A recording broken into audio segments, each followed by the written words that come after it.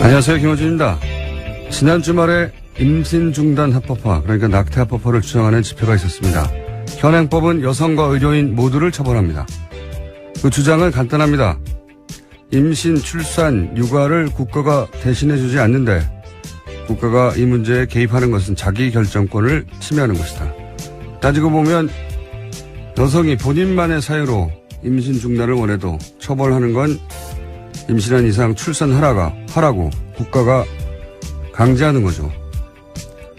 임신한 이상 출산까지 강제하려면 적어도 그 육아는 국가가 책임져 줘야 하는 거 아닌가. 그 삶을 따로 관리해 줄 것도 아니면서 출산과 생명의 신성함만 강조하는 게 오히려 무책임한 거 아닌가. 세계보건기구가 임신 중절을 여성의 기본권으로 보는 건 그래서입니다. 물론 앞으로 사회적 공론의 장에서 논의되어야 할 사안 아주 많습니다. 하지만 우리 사회는 그 사회경제적 수준에 비춰 이러한 사람의 권리에 관한 논의가 아주 오랜 시간 지체되어 왔습니다. 반세기 넘도록 지역과 북한만으로 장사할 수 있었던 우리 정치의 직무역이었습니다. 이제 사람 이야기를 할 때가 됐습니다. 김어준 생각이었습니다.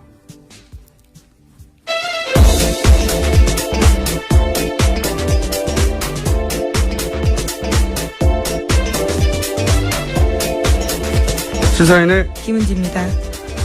월요일은 힘들지 않으세요? 비도 오고 해서요. 더 좀 처지는 것 같은데요. 처지진 않는데 저는 9개월인가 10개월 됐는데도 아침에 일어나는 게 익숙해지지가 않아요. 그건 늘 어려운 것 같습니다. 아침이 아니죠. 새벽에 일어나는 게. 특히 월요일은 더 힘든 것 같습니다. 자, 오늘 첫 번째 뉴스는요? 네, 최순실 씨 첫 선고 결과 나왔습니다. 지난주 금요일이었는데요. 최 씨는 이화여대 입시 등과 관련해서 업무방해 등 6가지 혐의를 받았습니다. 1심 법원은 징역 3년을 선고했습니다. 재판부는 최순실 씨와 이대 교수 등 피고인 9명 전원에게 유죄를 선고하면서 정유라 씨도 공범으로 적시했습니다. 첫 선고인데, 1심 선고인데, 예. 이 선고의 특이점은 정유라 씨가 공범으로 적시했다는 거죠. 네, 굉장히 눈여겨봐야 될 포인트입니다. 검찰이 정유라 씨의 영장을 재청구할지 모르겠는데, 왜냐하면 3번씩이나 재청구하는 경우는 거의 드물기 때문에 이 대목이 일종의 단서가 될 수도 있을 것 같아요. 예, 공범으로 적시했으니까. 자, 두 번째 뉴스는요? 네, 검찰이 최순실 씨가 관세청장 인사에도 개입한 사실을 확인했습니다. 지난해 5월 25일에 취임한 천홍욱 관세청장은 바로 다음 날 최순실 씨를 만났습니다. 그는 최 씨를 상석에 앉히고 식사 대접을 하면서 실망시켜드리지 않도록 최선을 다하겠다라고 말했습니다. 민간인이 관세청장 되기 쉽지 않으니 열심히 하라라는 최순실 씨 말에 화답한 건데요. 2015년 3월에 관세청 차장으로 퇴직한 천 청장은 1년 만에 청장으로 발탁되었습니다.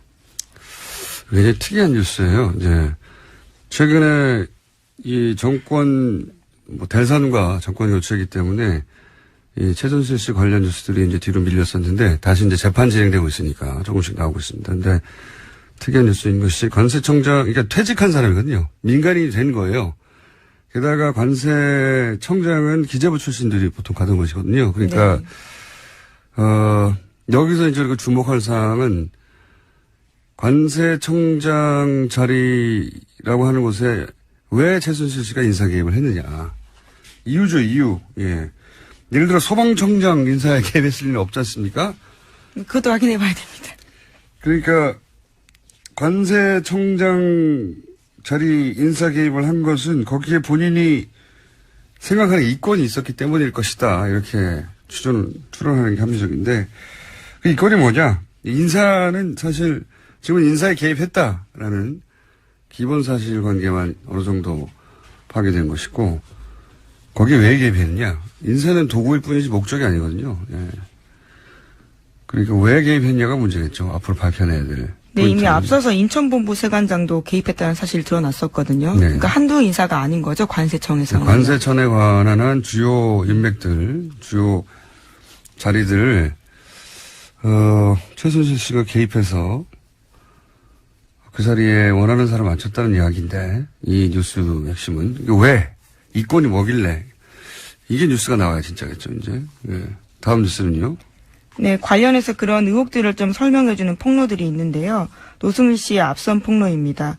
최순실 씨가 거액을 국외로 무단 반출하면서 공항에서 VIP 대접 받았다라고 밝힌 바가 있거든요. 2만 5천 유로 정도 들고 나가면서 신고도 하지 않고 프리패스 됐다라고 밝혔습니다. 2만 5천 유로 때문에, 그랬을 것 같지는. 원래 이제 만불이죠, 미화. 미화 만불 이상은 신고하게 되어 있는데, 뭐 2배 반 정도 되는 액수, 대략. 그 정도 액수인데, 한 3천만 원 3천만 원 정도 되겠군요. 환율에 따라. 그 돈 때문에 이렇게 관세청장 인사에 개입하고 뭐, 인천 관세청에도 개입하고 그랬을 것 같지는 않거든요. 네. 왜 그랬을까? 궁금하네요. 자, 박근혜 대통령은 여기에 대해서 모른다고 그랬겠죠? 당연히. 네, 관세청장 인사가 최순실 씨 개입했냐라는 검찰의 주궁에 전혀 모르고 놀랍다라고 진술했다고 합니다. 최순실 씨가 그럼 임명장을 따로 줍니까? 네, 말이 안 되는 거죠. 최순실 씨가 임명을 할 수는 없어요. 예, 개입을 할 수는 있지만. 저희가 확인했던 안종범 전 수석의 수첩에도 보면 관세청 인사 개입했던 부분들이 있거든요. 네. 대통령이 모른다라고 말하는 부분들이 말이 안 되는 여전히 거죠. 좀 의아하죠. 네. 그러면 최순실 씨가 안종범 씨한테 연락해가지고 이 사람을 지점장을 하라고 연락했다는 건가요? 또 말이 안 되고. 안종범 씨가 임명을 좀 하는 것도 아니에요, 또. 전 수석이. 대통령이 모른다는 건 이게 만약에 사실이면, 만약에 박근혜 전 대통령이 이걸 몰랐다고 하면, 뭐, 저는 그건 말이 안 된다고 생각하지만, 그럼 대통령이 따로 있었던 거죠, 완전히. 실질적으로도. 형식적으로도, 실질적으로도. 자, 다음 뉴스는요? 네, 검찰이 정찬우 한국거래소 이사장을 상대로 본격적인 재수사에 나설 예정입니다. 서울중앙지검은 참여연대 등이 고발한 정 이사장의 K입이 하나은행 인사개입 사건을 특수일부에 배당했습니다. 정 이사장은 금융위원장 부위원장 당시에 이상화 전 K입이 하나은행 독일 법인장을 글로벌 영업 2본부장으로 승진시켰다라는 의혹을 받고 있습니다. 이것도 이제 인사개입 이야기네. 네. 이상화 씨는 이제 아주 여러 번 등장했지만, 우리 방송에도, 신용장을 개설해서, 독일에서, 대출을 쉽게 받게 해주고, 돈 심부름, 금고지기라고 표현됐죠. 예, 최순실 씨의 독일에서요? 예, 독일 금고지기. 그래서 이분을 하나은행의 자리를 만들어서까지 이분을 승진하게 만들었는데, 이것도 보훈 인사가 아니라 인사 개입 문제인데 보니까. 결국은 이를 통해 추가한 이권이 뭐냐. 예. 무리하게 여러 차례에 걸쳐 하나은행에서 불가하다고 한 사안을 안종범 수석을 통해 가지고 결국 새로운 자리를 만들어서 그 자리에 가게 만들었잖아요. 근데 그 자리가 뭐냐면 글로벌 영업. 예. 이게 다 연결되지 않습니까? 해외와 연결, 관세청장, 글로벌 영업. 목적이 뭐였을까? 실행한 이권이 뭐였을까? 혹은 하고자 했던 그 관점에서 뉴스가 나와야 제대로 된 뉴스일 것 같아요. 최순실 씨가 박근혜 대통령 얘기하고 박근혜 대통령이 안정무 수석한테 얘기하고 안종범 수석이 은행에 전화하고 이 구조잖아요. 뭘까요? 네. 워낙 말을 안 들으니까 안종범 전 수석이 화를 냈다라는 보도도 과거에 해드린 적이 있는데요. 그렇게 눈치가 없느냐, 내가 잘 되려고 하느냐라는 식의 이야기를 했다라는 거죠. 그러니까요. 해외에 돈이 오가는 일, 혹은 뭐 물자가 오가는 일, 그런 보직을 개입해서 인사 개입해서 최순실 씨가 이런 정황들이 나오고 있는 겁니다. 아마 조만간 제대로 수사가 된다면 그래서 무엇을 하려고 했다, 혹은 무엇을 했다가 나오겠죠. 자, 다음 뉴스는요. 군피아가 정부의 차세대 전투기 시설 사업 수주를 위해서 로비에 대거 동원됐다라는 국군 기무사령부의 내부 문서가 공개됐습니다. 특히 이 문건은 조현천 기무사령관의 우병우 당시 청와대 민정수석에게 직보했다라는 의혹이 제기되고 있는데요. 기무사가 지난해 2월 말 3월 초 청와대 민정수석실에 보고한 문서라고 합니다. 이건 뭐 요 보고 내용 자체는 전형적인 이제 방산비리. 왜냐하면 차세대 전투기 시설 사업이잖아요. 그러니까 아마도 경납고나 또는 뭐 관련 정비소 같은 관련 네. 시설이겠죠. 예.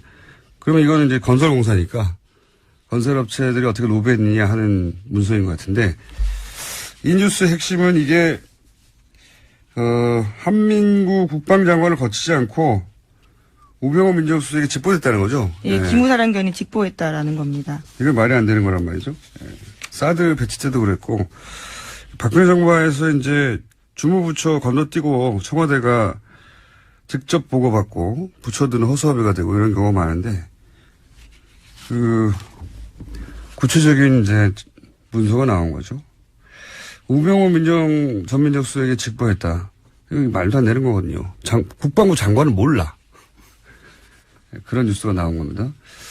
저희 이 뉴스를 한번 따로 다뤄볼 만한 가치가 있는 뉴스 같은데 조만간 이 문서를 입수한 의원실 측에 연결해서 네, 김혜영 더불어민주당 의원실입니다. 네, 구체적으로 따져보겠습니다. 다음 뉴스는요.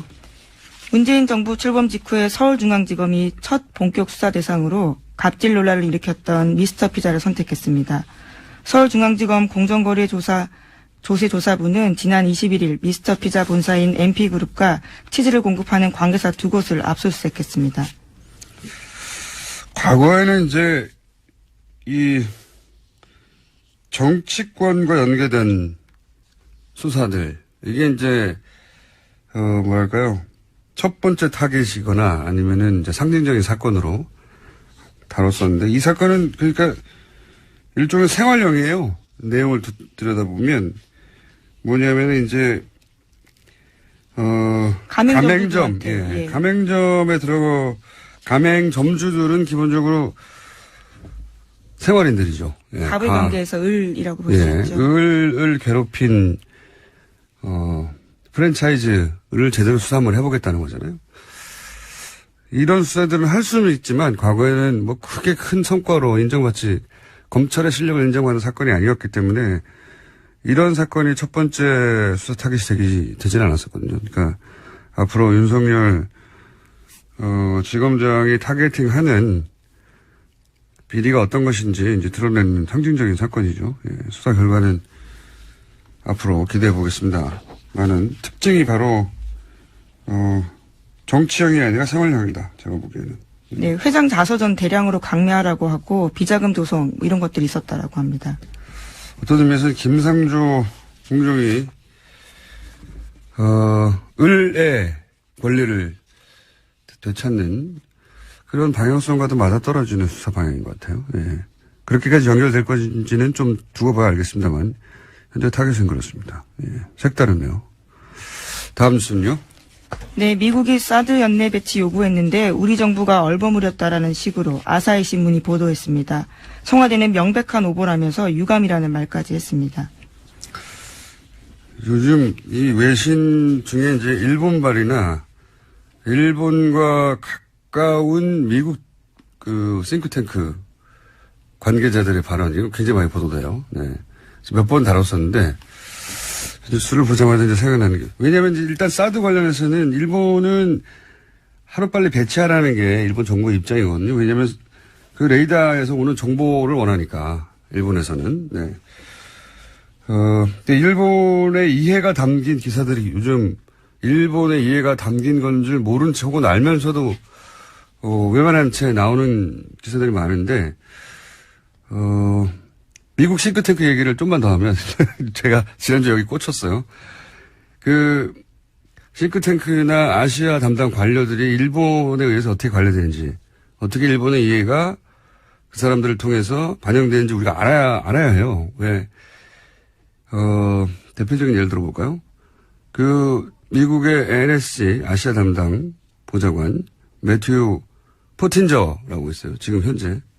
얼마 전에 한국 갔다 왔고, 이제 우리나라에 왔다 가면서 남긴 기사 제목은 한국의 민주주의가 질투난다. 기억나세요? 네, 그 사람입니다.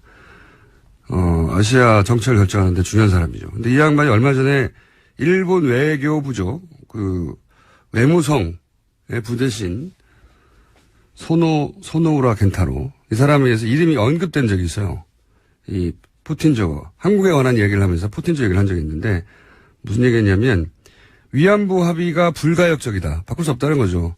일본은 합의대로 하고 있다. 이런 말을 괜찮다고 했는데 그러면서 포틴저도 그러한 위안부 합의에 대해서 잘 이해하고 있다.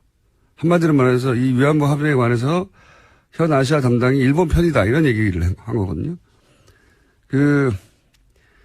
지난주부터 이제 계속 싱크탱크 얘기하면서 부소장 마이클 그린 얘기했지 않습니까? 일본은 아주 능통한 사람이고, 일본 통을 아주 유명한 사람이에요, 이 워싱턴에서. 일본도 인정하고, 일본 통이라고. 근데 이 양반이, 미국과 일본의 미래 지도자 육성 프로그램, 이런 걸, CSIS, 자꾸 거론되는데, 여기가 제일 유명한 외교안보 싱크탱크예요, 미국에 있는, 워싱턴에 있는. 근데, 일본과 미국의 미래 지도자를 육성한다 이거예요, 여기서. 근데, 거기 돈을 댄 게 또, 지난주에 얘기했던 사사카와 재단이에요. 이 재단 설립자가 일본 구구라고 하는. 이 얘기를 왜 하냐면, 이 매튜 포틴저라는 사람이 일본 외무성이 언급했던, 위안부 관련해서 우리 편이라고 언급했던, 강력한 대북 제재를 공개적으로 얘기한 적이 한 번 있어요, 최근에. 아주 강력한 대북 제재를. 근데 그 자리가 어떠냐면 이 사사카와 재단 돈을 대주는 그러니까 대표적인 외교안보 싱크탱크의 핵심을 키워냈고 그리고 돈을 대주는 일본 재단이 사사카와 재단이에요. 이 재단이 주최하는 포럼에 매튜 포틴저가 와서 그런 말을 한 거예요. 그러니까 무슨 얘기를 하려냐면 말이 길던데요. 짧게 끊을게요 이제. 그러니까 우리 보수 매체들이 받아 쓰는 사람들의 멘트 저희 그런 관련한 싱크탱크 관계자들이 일본이 관리하고 그리고 일본 이해가 반영된 그런 전문가들이 많다는 겁니다. 그래서 그런 사람들의 입으로 거꾸로 한미동맹의 이야기를 듣는 경우가 많거든요. 일본 이해가 반영된. 생각해보면 되게 심각한 거예요. 일본은 이런 미국 싱크탱크를 관리한 지 오래됐어요. 아주. 오래됐고 예를 들어서 이런 사사카와 민간재단이거든요. 민간재단이 쓰는 돈이 우리 외교부가 쓰는 돈이 100배가 넘어요. 이런 데 관리하는데, 제가 알기로는. 우리도 이걸 해야 한다. 이 얘기를 하려고 하는 겁니다. 예산 좀 많이 들여서, 이런 장기 계획 수립해서 예산 대폭 증액해서 인력도 대폭 증원해서 이런 싱크탱크 혹은 관료들에 대한 접촉면도 드리고 프로그램도 가동해야 한다. 이런 얘기를 저는 기동량 수준이지만 전문가들 모시고 조만간에 좀 다뤄보겠습니다. 이거 굉장히 중요한 내용이거든요. 우리 보수가 맨날 한미동맹 하는데 그 한미동맹에 관해 거론한 전문가가 실제 일본의 이해를 반영하는 사람이 많다는 거예요. 네. 그리고 그냥 우리는 그냥 그 입만 쳐다보고 있는 경우도 많고. 자, 갑자기 생각이 나서 최근에 한미동맹 워싱턴발 기사들이 많이 쏟아지는데 그 워싱턴발 기사들에 거론되는 전문가들이라고 하는 것이 우리 이해를 반영하는 사람들이 그러니까 적어도 우리 이해를 반영할 필요는 없는데 미국의 이해를 충실하면 되는 거죠. 그들은 미국 관료니까. 근데 그분들이 그렇게 말하는 사람들이 일본과 굉장히 밀접한 관계가 있거나 활동을 해왔던 사람들인 경우가 많은데 이렇게 그냥 둘 수는 없다. 우리 보수가 이런 거 놓치고 있었어요. 오랫동안. 한미동맹 이야기만 하고. 이야기가 길었습니다. 자, 제목 하나 정도 더 읽을 시간이 있습니다. 네, 서훈 원장의 국정원장이요. 이 핵심 실장 두 자리를 외부 전문가로 영입했다라는 보도도 있습니다. 핵심 실장 두 사람을? 예, 이례적이고요. 처음 있는 일이라고 합니다. 지금 국내 파트를 없애고 이제 해외, 북한 이 부분을 강화한다고 했으니까 그 부분에 민간 전문가가 발탁됐나 보죠? 예, 그렇습니다. 해외 정부와 북한 파트 책임자를 외부 민간 전문가로 들였다라는 겁니다. 국정원은 워낙 폐쇄적인 집단이라 국정원 출신으로부터 저희가 모시고 저희 방송에서 한번 다뤄봐야 되겠네요. 이게 어떤 의미가 있는 건지. 예, 해외 정보실장, 북한 실장입니다. 예, 국내 파트가 정말로 없어질 건지도 우선 그렇게 선언을 했습니다. 예, 없어졌다고요. 선언을 했고 예. 지금 거기까지 가는 중간 단계인 거겠죠. 네, 워낙 큰 조직이니까. 자, 오늘은 여기까지 하겠습니다. 지금까지 시사인의 김은지였습니다. 감사합니다.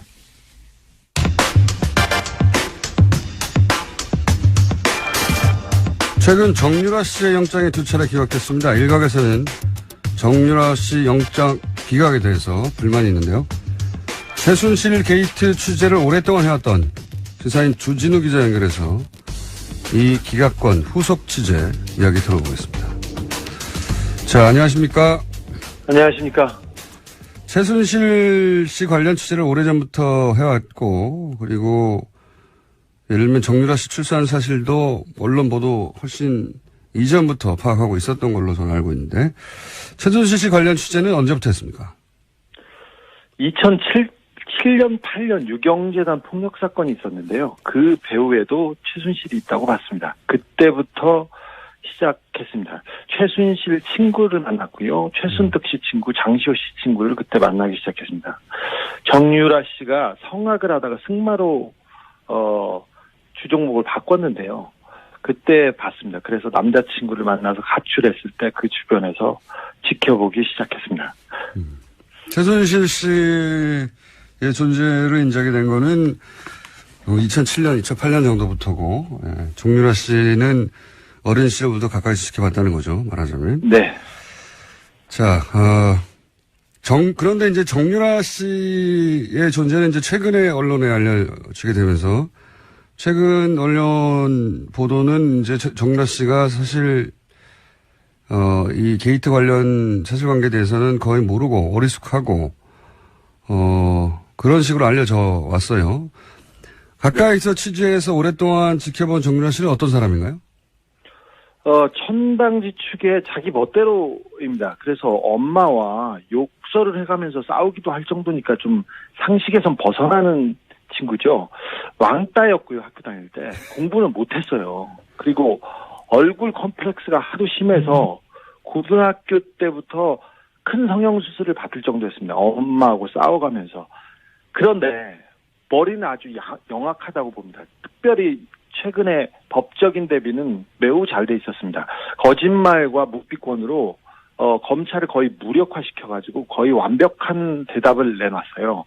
특별히 이재용 그 삼성 부회장 구속영장 기각에 대해서 정유라 씨가 직접 편지를 써서 기각 사유를 물어봅니다. 그래서 기각 사유가 코어 스포츠하고 관련됐으면 좋겠다고 그 자료를 모을 정도로 영화 준비가 돼 있었고요. 그리고 말 관련된 게 발각될까봐, 검찰에 발각될까봐 말을 블라디미르로 바꾸라고 말 세탁을 조언하고 직접 지시한 사람도 정유라 씨였습니다. 아, 그래요? 우리 언론에 말 세탁으로 알려진 내용이 정유라 씨의 아이디어에 시작된 겁니까? 네네. 정유라의 작품입니다. 어허. 자, 그렇다면 이번에 검찰이 정유라 씨 영장을 2번을 청구했었는데 그 영장 청구에 영장에 기재된 내용이 뭡니까? 가장 중요한 부분은 그 이대 부정입 시와 관련된 업무 방해가 컸고요. 그다음에 네. 범죄 수익을 은닉했다. 도피 자금을 썼던 부분이 추가돼 있었습니다. 범죄 그 수익을 은닉한 혐의는 작았고요. 업무 방해가 좀 컸는데 그게 업무 방해, 그 공무원들의 공무 집행을 방해했다는 그런 혐의였습니다. 최근에 이제 1심 판결이 공법으로 났으니까 네. 재청구의 가능성이 조금 생긴 것 같긴 한데 그런데 이제 그렇습니다. 이번에 영장을 기각하신 그 판사가 고영태 씨는 영장을 발부를 했어요. 그래서 네네.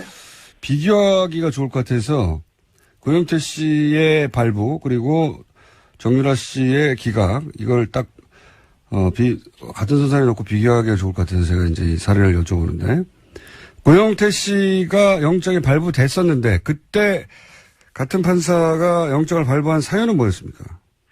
그때는 알선수재였습니다. 그러니까 인천 세관의 어떤 직원의 승진을 도와줬다는 이유로 다른 사람한테 돈을 받아요. 그 승진한 사람한테 받은 게 아니라. 그리고 그 돈을 받아서 최순실과 박근혜 대통령한테 영향을 미쳤다는 알선수재예요. 그게 그 사건이 그러니까 고영태 씨가 승진을 도와준 사람이 아니라 승진을 도와준 사람 아닌 다른 사람에게 돈을 받아서 그 돈을 받은 것으로 최순실 씨와 박근혜 전 대통령의 인사에 영향을 미쳤다. 이게 혐의예요? 네, 그렇습니다. 굉장히 복잡하죠. 그런데 이 사건 관련자 5명, 6명 가운데 처벌받은 사람은 고영태뿐입니다. 그런데 이 알선수재는 무죄 가능성이 크고요. 유죄가 나와도 집행유예 사안입니다. 그리고 다른 건 같은 경우는 경찰에서 이미 수사해서 무혐의한 거를 함께 기소했습니다. 그런데 발부된 사연은 뭡니까 그러면? 가장 중요한 부분은 증거인멸, 도주 우려와 증거인멸 우려가 있다는 건데요. 고영태는 검찰 수사를 도운 인물입니다. 30번 이상 검찰이 불렀을 때 가서 수사를 도왔고요. 주말에 전화를 몇 통 안 받았다고 구속영장이 청구됐어요. 반면에 정유라 씨는 해외에 도피했지 않습니까? 그리고 송환을 피하기 위해서 수십억을 들여서 재판을 했습니다. 그리고 망명까지 하려고 했던 인물입니다. 그런데 같은 판사님께서 정유라는 도주 우려가 없다고 하고 고영태는 도주 우려가 있다는 이유로 영장을 발부하고 기각했습니다. 그러니까 고영태 씨 경우에 정리를 하자면 외국에 스스로 귀국해서 검찰 수사를 30여 차례 받았죠. 그리고 추석 명절 때도 검찰이 부르지 않았는데 자신이 자료를 들고 와서 사건을 밝히기도 한 게 바로 미얀마 건입니다. 예. 네. 그리고 도주 우려라고 하는데 이제 휴일날 몇 시간 정도 연락이 안 됐다. 뭐 이런 사연인 거죠. 예. 예. 그런데 도주 우려로 구속영장이 발부됐고 정유라 씨 같은 경우에는 직접 2억 원 이상 뇌물로 세울 때는 범죄 수익을 수령한 거 아니겠어요? 그리고 그렇죠. 20억이죠 최소. 그러니까 본인이 직접 썼다고 하는 뭐 월급을 네. 받았다는 것만 해도 2억이 넘으니까요. 그러니까 그리고 그 돈이 삼성에서 온 것도 정유라 씨가 알고 있었고 그리고 해외에서 도피하다가 JTBC죠. 발각돼서 구치소에 있는 동안도 제3국 국적 취득을 하려고 했고 그러다가 정권 교체돼서 어쩔 수 없이 귀국했는데 도주 우려는 없다고 하고 그러니까 이렇게 비교하면 쉬울 것 같아요. 고영태 씨와 정유라 씨가 한 사람은 왜 구속되고 한 사람은 왜 기각됐냐, 형평에 맞지 않느냐 이런 의문을 가질 수 있는데 그럼 정유라 씨 영장이 두 번째 청구됐을 때 발부될 거라고 예상했었습니까? 아니요. 기각될 가능성이 매우 높다고 봤습니다. 왜 그렇게 생각했었어요? 정유라 씨는 삼성 뇌물 사건의 핵심 당사자이자 그 자체가 증거입니다. 그리고 직접 말세탁을 했다는 정황이 나왔는데 정유라가 구속될 경우 이재용 재판에 직격탄이 될 가능성이 컸습니다. 그래서 정유라 영장은 기각될 것으로 봤습니다. 그렇다고 뭐 삼성이 관련됐다고 해서 무조건 기각되는 건 아니잖아요. 이번에 국정농단 사건을 자세히 이렇게 들여다보면 삼성 관련 영장은 계속 기각되고 있습니다. 그리고 예를 들어서 이번에 예를 들어서 승마협회 회장으로 독일로 날아가서 정유라를 직접 지원했던 박상진 사장 있지 않습니까? 이 사건을 모두 다 알고 있는 박상진 사장이 삼성전자 영장이 기각됐고요. 그다음에 이재용 부회장 주변에 통화 내용 수사를 위해서 통신영장이 청구됐었는데 거의 대부분 기각됐습니다. 그리고 이재용 구속을 앞두고 고위검사와 우병우 전 수석의 통화 내역 조사도 영장 기각으로 막혔습니다. 통신영장은 대개 수사를 위해서 내주는데 삼성 관련해서는 기각되고 있습니다. 이재용 부회장만 구속이 됐을 뿐 관련자들이나 혹은 통화 내용은 계속 기각되어 왔다. 삼성 관련은. 네, 그렇습니다. 그래서 삼성 관련 집행들이 잘 안 되고 있어 왔기 때문에 네. 정유라 씨는 삼성의 뇌물을 수수한 직접 당사자라서 영장이 발부되기 어렵지 않겠냐 예상했었다. 네, 그리고 이번에 영장 담당 영장 판사가 네. 판사의 동생이 삼성 관계사에서 고위직으로 있었습니다. 그것도 변수 중에 하나라고 저는 보고 있습니다. 아, 그래요? 예. 우리 삼성이 뭐 워낙 큰 회사라서 많은 사람들이 근무하기 때문에 삼성의 동생이 일하고 있다는 것만으로도 직접 관련성을 찾기 어렵지 않습니까? 그런데 그 동생이 삼성전자 전략기획실에서 이재용 재판을 담당하는데 대비하는데 핵심 역할을 하고 있습니다. 그리고 삼성이 지금 전방위로 뛰고 있는데 거기에 컨트롤 타워에 이 영장 판사의 동생이 있습니다. 아, 그거는 의심해 볼 만하네요. 네. 아하. 지금 그러니까 두 번째 영장을 기각한 판사의 동생이 하필 삼성전자에 하필 전략기획팀에 하필 이재용 부회장 사건을 담당하는 부서에 있다는 거죠? 그렇습니다. 그래서 이재용 재판, 그러니까 삼성 재판의 핵심 당사자를 삼성과 관련 있는 사람의 형이 판결을 한다, 재판을 한다, 이게 좀 이해가 되지 않는데 그래서 공보판사 법원에 물어봤습니다. 그런데 워낙 광범위한 사건이고 그렇게 또 영향을 미치거나 그러진 않을 거라고 이렇게 원론적인 대답을 내놨습니다. 뭐 의심을 가질 만한 연결고리긴 하네요. 하필이면 그 해당 회사의 해당 부처의 해당 업무 관련자라면 네 동생이 그렇다는 얘기는 또 처음 들어보네요. 알겠습니다.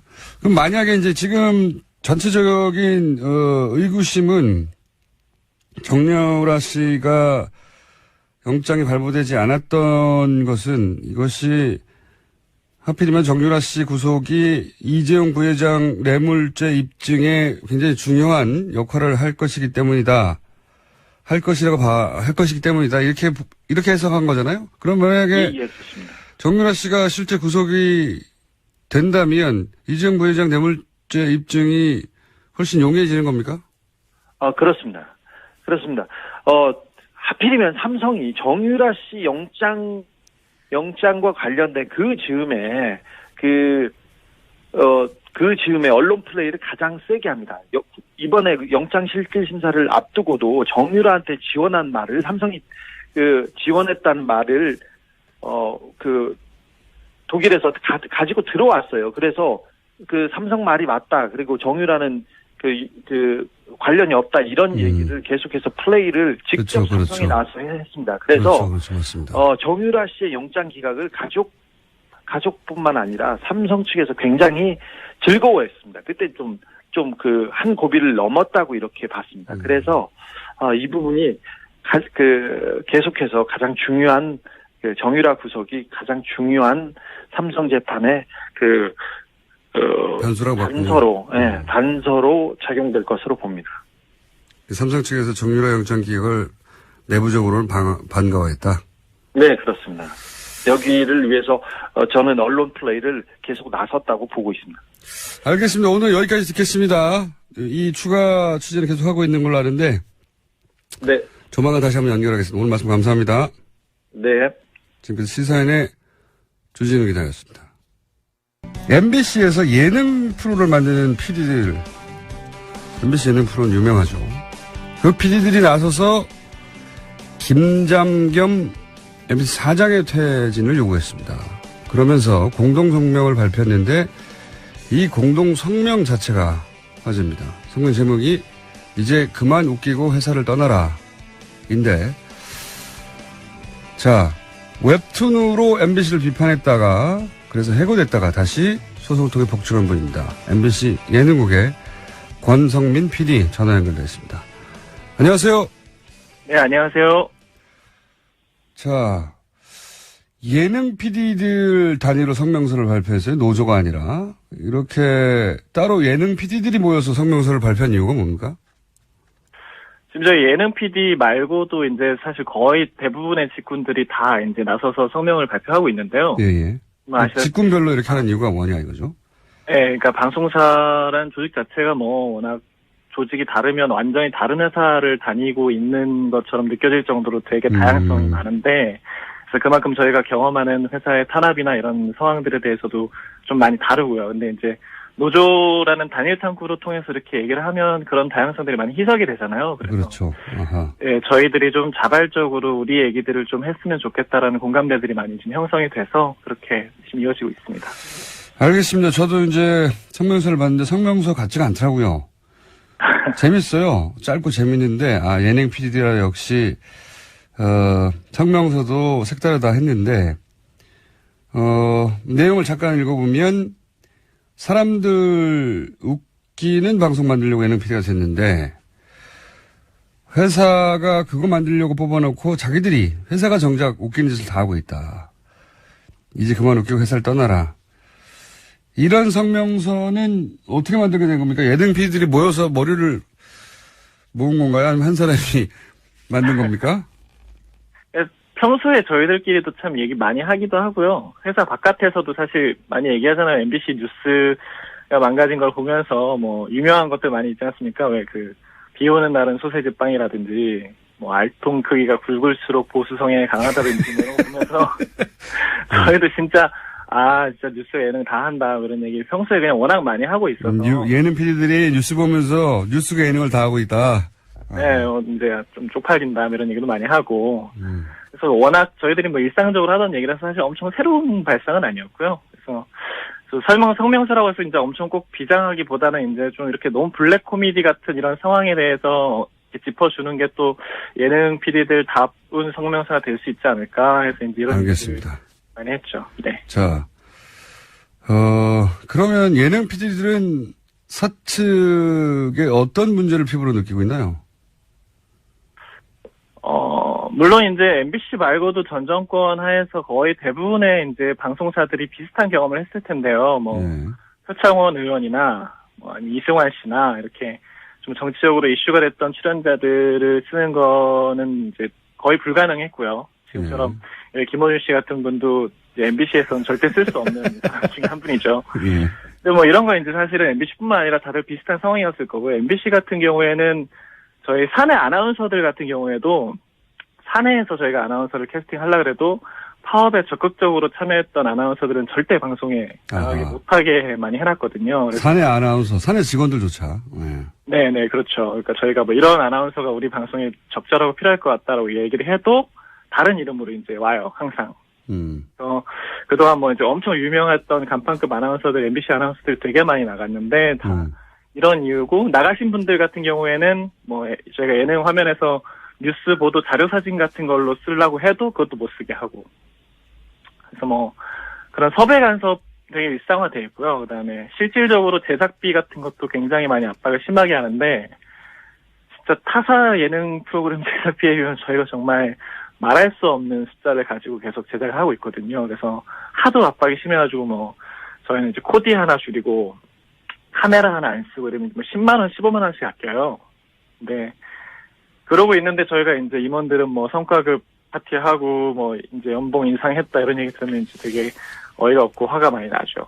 아니 뭐 정치적 성향을 가진 혹은 노조 활동을 했던 이런 분들의 출연을 막는 것은 그나마 이해가 가는데 예능 예산을 줄이는 이유는 뭡니까? 그거 저희도 그게 이해가 잘 안 되는데 회사가 계속 경영난이다 뭐 적자가 심하다 이렇게 얘기를 하면서 제작비 같은 것들을 계속 줄여라라고 얘기를 하고 있는데 실질적으로 모든 영역에서 이렇게 돈을 줄이고 있느냐라고 하면 또 그건 아니거든요. 그래서 뭐 전 안광환 사장 같은 경우에는 그 DMC 페스티벌이라는 이런 행사들을 기획하면서 사실 거기에 이제 당신이 필요한 뭐 그런 수님들을 모시고 이런 데다가 저희 예능 PD를 막 맨날 밤새고 이러고 있는데 사출돼가지고 가서 막 하고 근데 거기에는 또 돈이 엄청 많이 들어가고 정작 저희 예능 프로그램 만드는 데는 이제 뭐 차 한 대 더 쓰는 거에서도 이제 또 불려가서 깨지기도 하고 이해가 안 가는 상황이네요. 예. 네, 그렇죠. 저희도 그 방송국의 경쟁력은 프로그램에서 나오는 건데 프로그램 예산은 줄이고 행사 예산은 늘리고 뭐 이런 얘기인 것 같은데. 네네. 그거 참 이해가 안 가네요. 그러면 혹시 본인 프로그램 예산만 줄어든 거 아니에요? 능력이 없어가지고? 예능국 전체 예산이 다른 예능 PD들도 같은 얘기를 합니까?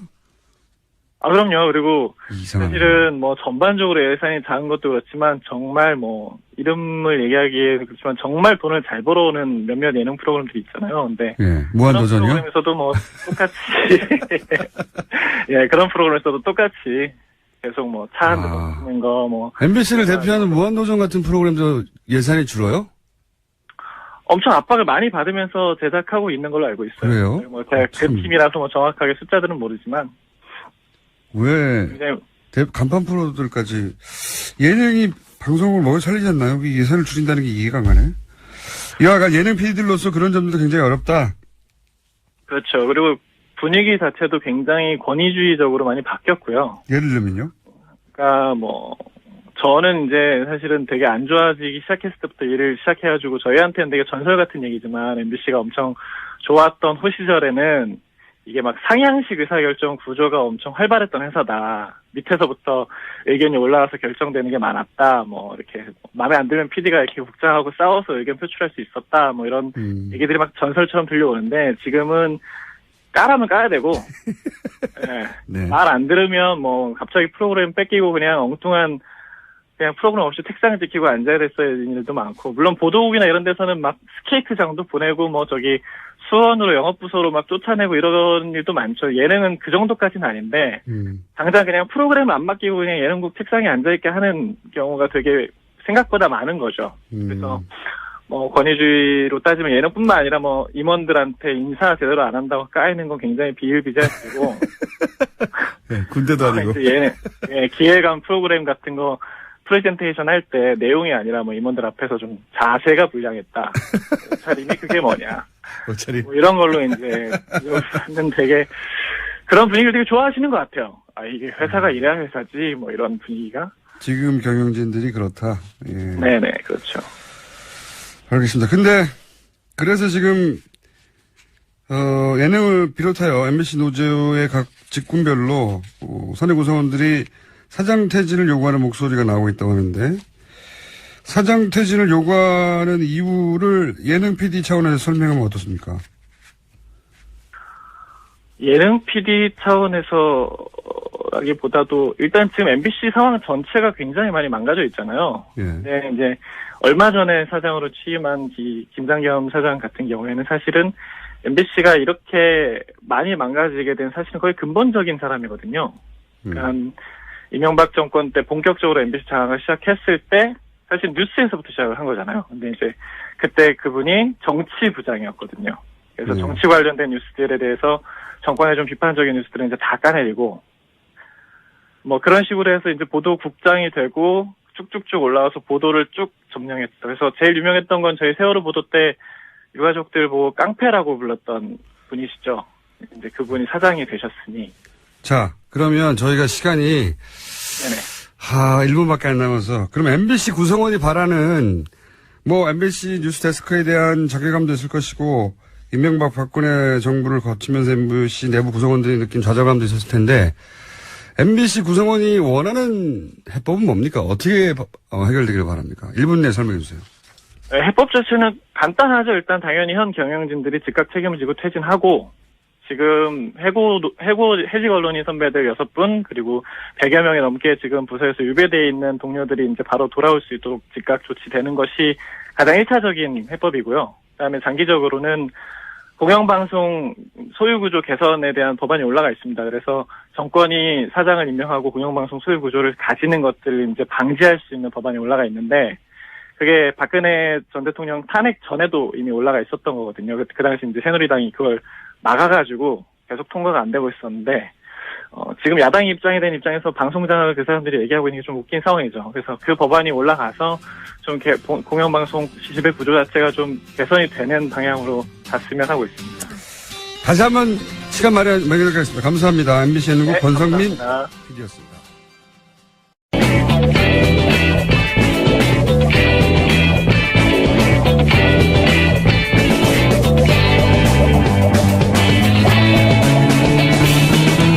김어준의 뉴스공장. 삼성의 정유라 지원, 최근 재판 중이죠. 관련해서 마사회 마사회는 공기업입니다. 공기업인 마사회도 이 정유라 지원에 나서려고 했다. 돈을 부담을 하려고 했다라는 정황이 최근 더불어민주당 김현권 의원이 단독 입수한 녹취록을 통해서 확인이 됐습니다. 오늘은 이 사안 짚어보겠습니다. 더불어민주당 김현권 의원 스튜디오에 나와 계십니다. 안녕하십니까? 예, 안녕하십니까? 네. 제가 의원님 모시기 전에 잠깐 그 양력을 봤더니 그동안 많은 선거에서 2위로 낙선하셨군요. 경북에서. 예, 계속 2등만. 예, 경북에서 나가셨으니까 네. 열린우리당으로 나가셨고 민주통합당으로 나가셨고 계속 2위 하셨습니다. 2위 하셨고 드디어 의원이 되셨는데 자, 근데 그것보다 더 재미있는 양력은 낯익지 않은 분이라 제가 잠깐 설명드리는 겁니다. 청취자 여러분들에게. 굉장히 반가운 그 경력이 하나 있어요. 의성 한우협회 회장님을 하셨어요. 예. 예. 굉장히 친감이 듭니다. 갑자기 한우협회 회장님. 네. 그리고 의성 마늘 명품 사업단 단장님도 하셨고요. 예. 예. 이 한우와 마늘은 굉장히 좋은 궁합이죠. 그렇죠. 그래서 의성 마늘소. 예. 마늘 먹인 소를 브랜드화했죠. 예. 그 내용은 저희가 방송 끝나고 난 다음에 심도 깊은 대화를 나누죠. 어떤 한우가 좋은 한우인가. 자, 오늘 나오신 사안은 저희가 안 그래도 오늘 2부에서 주진우 기자하고 정유라 씨 지원, 정유라 씨 재판에 영장 기각에 관련된 얘기를 좀 나눴는데 오늘 얘기는 좀 복잡한 이야기입니다. 그죠? 예.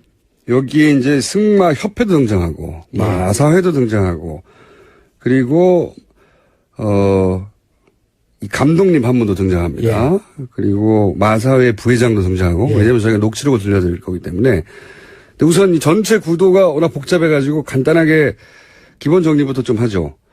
이 승마협회는 어떤 곳입니까? 말 그대로 승마협회인데, 예. 문제는 원래 승마협회 사장사가 한화였죠. 예. 그러다가 한화가 그러니까 이제 정유라에 대한 승마 지원이 원활치 부족하다. 않다. 예, 원활하지 네, 않다. 이렇게 판단을 하고 2015년도 3월달에 예. 회장사를 삼성으로 바꾸죠. 삼성전자. 예. 네, 삼성으로 바꾸고 예. 그때부터 이제 본격적으로 일이 진행되는데요. 예. 그 회장사를 바꾸기 전에 2014년도 9월 달에 예. 대구에서 창조경제혁신센터 개소식 있는 자리에서 예. 박근혜 대통령하고 삼성 이재용 부회장하고 거기서 예. 만나는데 예. 거기에서 박근혜 대통령이 그 삼성 보고 사장사를 맡아달라라고 예. 정식 요청을 하게 됩니다. 네. 예. 그래서 실제 삼성이 회장사가 되고 승마협회 삼성전자 박상진 사장이 승마협회 회장이 되죠. 그렇죠. 예. 보면은 승마협회의 사장도 삼성 사람이 되고 예. 부회장도 삼성이고 그렇죠. 그리고 총무이사도 삼성을 하고 있고 전무란 직책이 있어요. 예. 전무란 직책은 승마협회 업계 사람이 계속합니다. 네. 그러니까 초기에는 전무를 박원호라는 분이 하는데 이분도 이제 거론될 만한 분입니다. 앞으로. 예. 예. 박원호라는 분이 하는데 이분은 정유라가 어릴 때부터 승마 배울 때 그것을 옆에서 이렇게 지도한 사람이고. 승마 후견인입니다. 이렇게 불리죠. 예. 예. 그렇기 때문에 박원호와 최순실은 일찍부터 아주 가까웠던 사이인 거고, 네. 대표적인 최순실 사람으로 꼽히는 사람이 박원호고. 지금 틀어졌습니다. 예, 지금 틀어졌죠. 예. 그러니까 그 틀어지게 된 게 사실은 여러 가지 얘기가 쏟아져 앞으로 이제 나오고요. 오늘 예, 예. 지금 얘기할 내용 중에 예. 일부가 들어가는데 예. 자, 그러니까 승마협회는 원래 하나였는데 바꿉니다. 삼성으로. 예, 예. 그리고 이 승마협회를 통해서 정유라 지원을 하게 되는 이렇게 핵심적인 협회죠. 그렇죠. 핵심적인 부분입니다. 자, 그러면 또 마사회는 뭐냐? 마사회는 그야말로 경마를 주관하기도 하는 공기업입니다. 예. 그렇죠. 이 공기업 여기는 또 어떻습니까? 공기업인데요. 현명관이 사장이죠. 현명관 회장이 예. 이전 회장이죠. 예. 이제 바뀐 거죠. 바뀐 거죠. 건데. 예. 국정농단, 그러니까 그 소위 탄핵 정국에서 저기 누굽니까? 그 대리 총리 대행. 예, 예. 저 갑자기 이름 생각이 안 나네요. 황교안. 대행이 되자마자 가장 먼저 한 일이 마사회 회장을 바꾸는 거였습니다.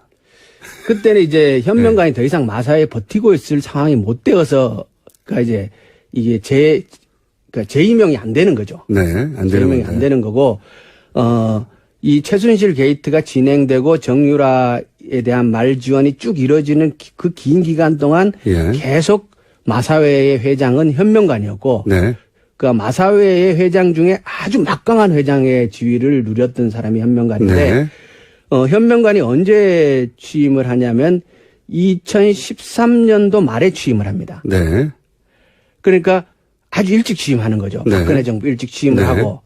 그때 당시 취임할 때부터 예. 현명관이 가는 거에 대해서 그 당시 기사들을 뒤집어 보면은 네.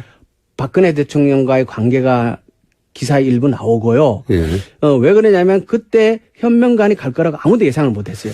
그 이례적인 인사였고. 이례적인 인사였어요. 이분도 삼성물산 회장 출신입니다. 대표적인 삼성맨이죠. 예, 삼성맨. 예. 예, 박근혜 캠프의 핵심 인사였고, 삼성맨이었고, 심지어는 김기춘 비서실장 다음 비서실장이 현명관 회장이 될 것이라고. 여러 번 거론됐죠. 예. 그러니까 핵심, 그러니까 김기춘 비서실장 다음으로 거론됐으니까 핵심 중에 핵심이죠. 예, 예.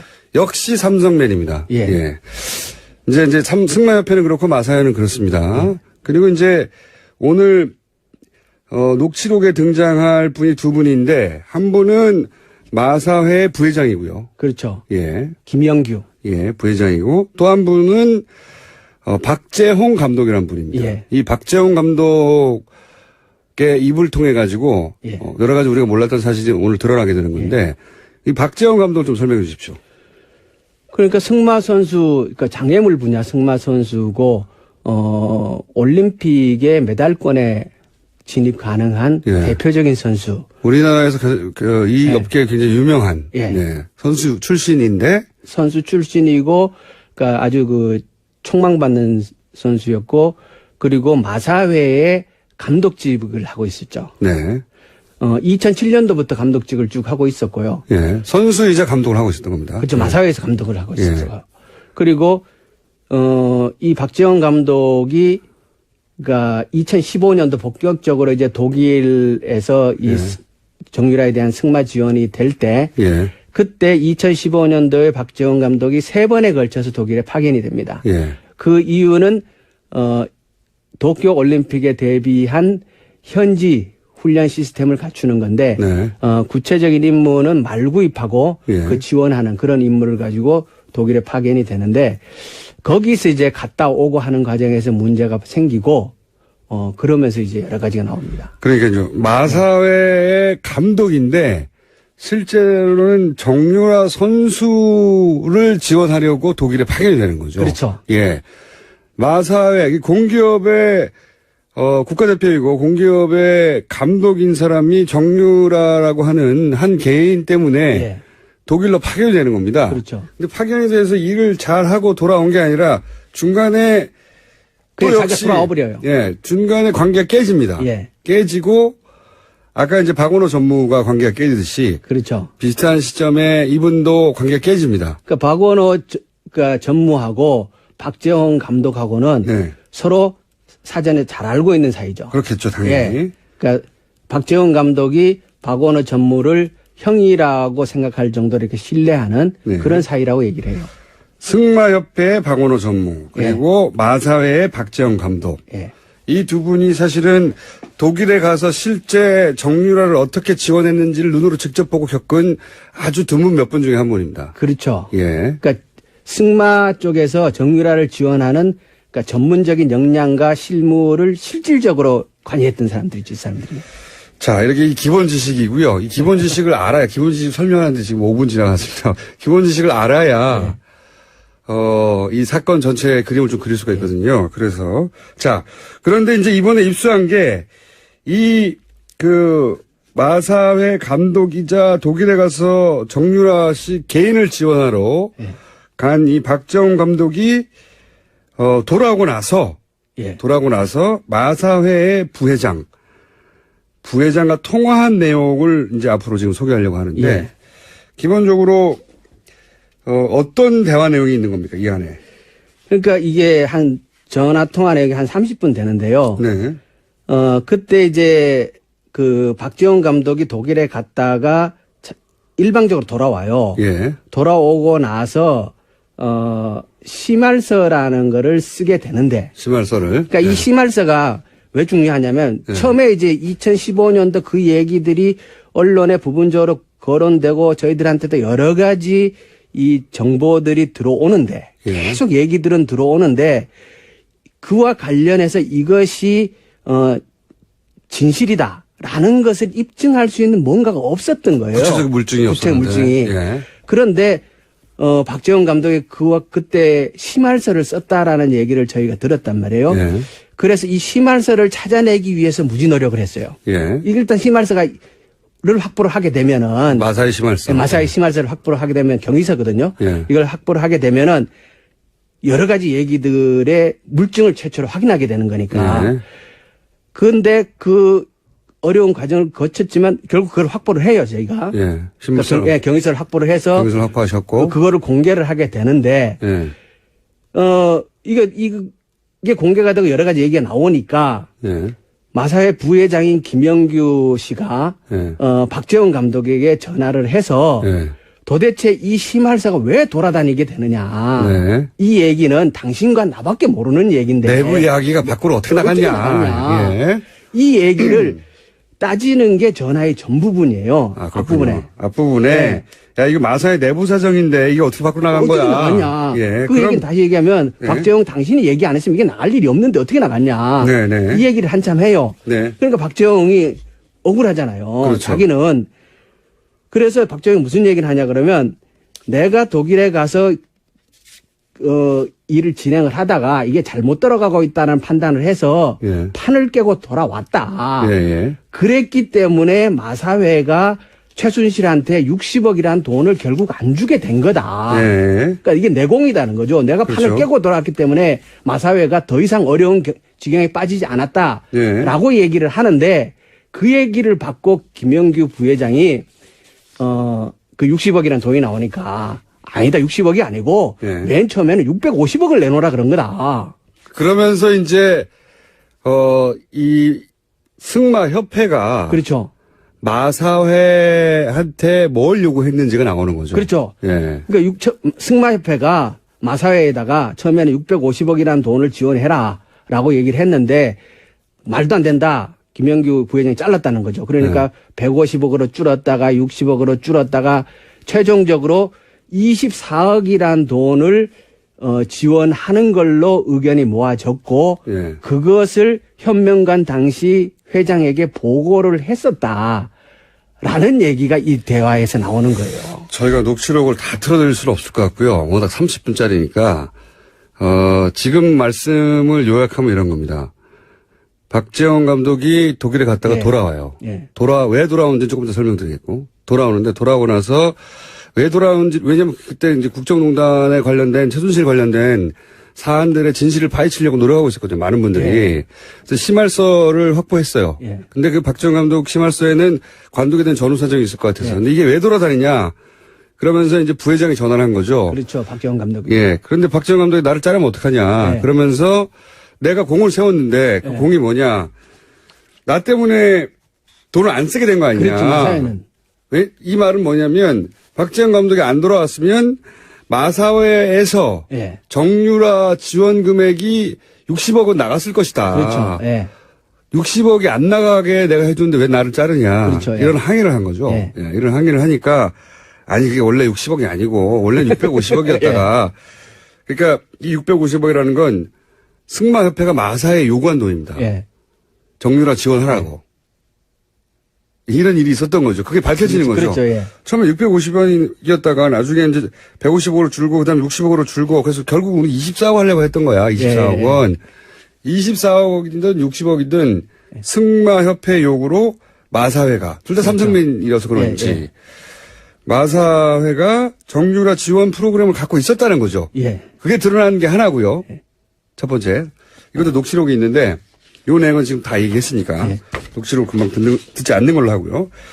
자, 그러니까 승마협회라는 곳이 공기업인 마사회를 움직여서 정유라 지원 프로그램이 있었다는 게 이 대화 속에 나오는 겁니다. 그렇죠. 예. 그러니까 그 전에 그 2020년 동경올림픽 승마 지원을 위한 중장기 로드맵이라는 문서가 있어요. 예.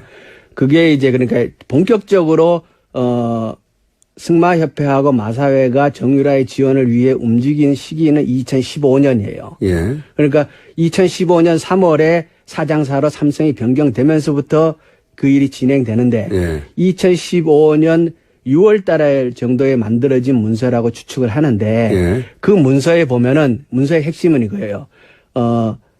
피겨의 김연아, 예. 그리고 골프의 박세리와 같은 국민 영웅을 승마에서도 만들 때가 됐다. 네. 그게 정유라. 그게 정유라는 거죠. 그게 이제 문서의 초안에 예. 문서가 두 개가 있는데 하나는 초안이 있고 하나는 정문 문서가 있는데 초안에는 정유라가 아니고 당시에 정유연이죠. 그죠? 예. 정유연이라는 실명이 적혀 있습니다. 초안에는. 초안에는. 예. 근데 그 문서에 보면은 그렇게 만들겠다는 것이고 그런 이제 지원 계획이 쫙 나오는데요. 예. 마장 마술 분야는 삼성이 지원하고 예.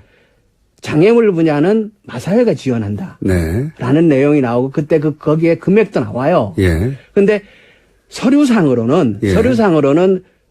중장기 로드맵에 이런 계획이 이미 다 나와 있었어요. 예. 있었는데 처음에는 마사회에서 그 문서의 존재 자체를 부정했고 그런 문서가 없다. 없다고 존재를 예. 부정했고 문서를 제공하고 나니까 문서를 보여주니까 있지 않냐. 예. 문서를 이제 공개를 하니까 이 문서에 마사회가 관여한 바가 없다. 문서를 우리가 만든 게 아니다. 우리가 만든 게 없다. 예. 그리고 현명관 당시 사장은 예, 전혀 사장은. 모르는 사실이라고. 우리는 그래서, 예. 그렇죠. 김연아 지원 프로그램을 만든 적이 없다는 거죠. 한마디로. 이제 정유라. 정유라. 예. 정유라 지원 프로그램을 마사회는 만든 적이 없다. 예, 모른다. 예, 예. 예. 그리고 그거에 전혀 관여한 바가 없다라고 얘기를 했는데 그런데 그 내용이 예. 그때 거기에 이제 지원 계획이 그 승마협회와 마사회 사이에 정식으로 논의됐다는 사실이 입증된 거잖아요, 지금. 그렇죠. 왜냐하면 서류상으로만 존재하는 게 아니라. 부회장이 예. 그 얘기를 하는 거군요. 처음에 650억 가져와가지고 너무 예. 많다. 예, 예. 그래서 나중에 이제 150억 가져왔길래 그것도 많다 그랬더니 60억 가져오고 예. 이렇게 서로 모른다고 했던 얘기였는데 그렇죠. 부회장의 입을 통해서 박재원 감독하고 얘기를 나누는 사이에 예. 돈 이야기가 왔다는 게 나오는 거죠. 그렇죠. 그러니까 문서를 본 거죠. 알았던 거죠. 그러니까 문서의 사실이 현실화된 거였죠. 현실화된 거죠. 거고. 예. 그리고 그때 김영규 부회장을 찾아왔던 사람이 누구냐면 승마협회의 황성수 부회장하고 김종찬 전무하고가 김영규 부회장하고 그 협의들을 한 거예요. 예, 예. 그러면 황성수는 누구냐? 그 승마협회에서 삼성맨이에요. 예. 황성수도. 예. 그러니까 삼성이 직접 개입해서 그 일을 한 거죠. 아니, 그건 너무 당연한 거고요. 다 삼성입니다. 예. 지금 승마협회도 마사회도 다, 머리들이 삼성이고, 실물 일을 하는 사람들도 다 삼성이었던 거죠. 좀 이야기가 길었어요. 근데 이걸 이해하지 못하면은, 전체적으로 내용을 이해하지 못하는 거거든요. 그러니까, 마사회가, 공기업인 마사회, 공기업인데도 불구하고 한 개인을 지원하려는 프로그램을 승마협회, 삼성이 주관사였던 승마협회하고 지속적으로 논의했고 돈도 액수도 논의했다. 예. 하는 게 이제 처음으로 나온 거죠. 물증으로. 그렇죠. 예, 예. 녹취록으로. 예. 그리고, 두 번째는 그럼 왜 갔냐? 이 박정 감독이. 독일에 왜 갔냐? 예. 이거는 아예 녹취를 먼저 들어보겠습니다. 녹취록을 먼저 들어보죠. 솔직하게 팩트만 이야기하자면은 독일 간 것도 제가 가고 싶어서 간 겁니까? 회장님이 가라고 해서 간 거 아닙니까? 갔다 왔더니 제가 거기에서 계약을 하자고 했을 때도 제가 노를 하고 온 이유 중 하나가 최순실 쪽에서 뭐가 문제가 있으니까 내가 노를 한 거 아닙니까? 들어왔더니 회장님이 막무가내로 무조건 사표를 내라고 한 거 아닙니까?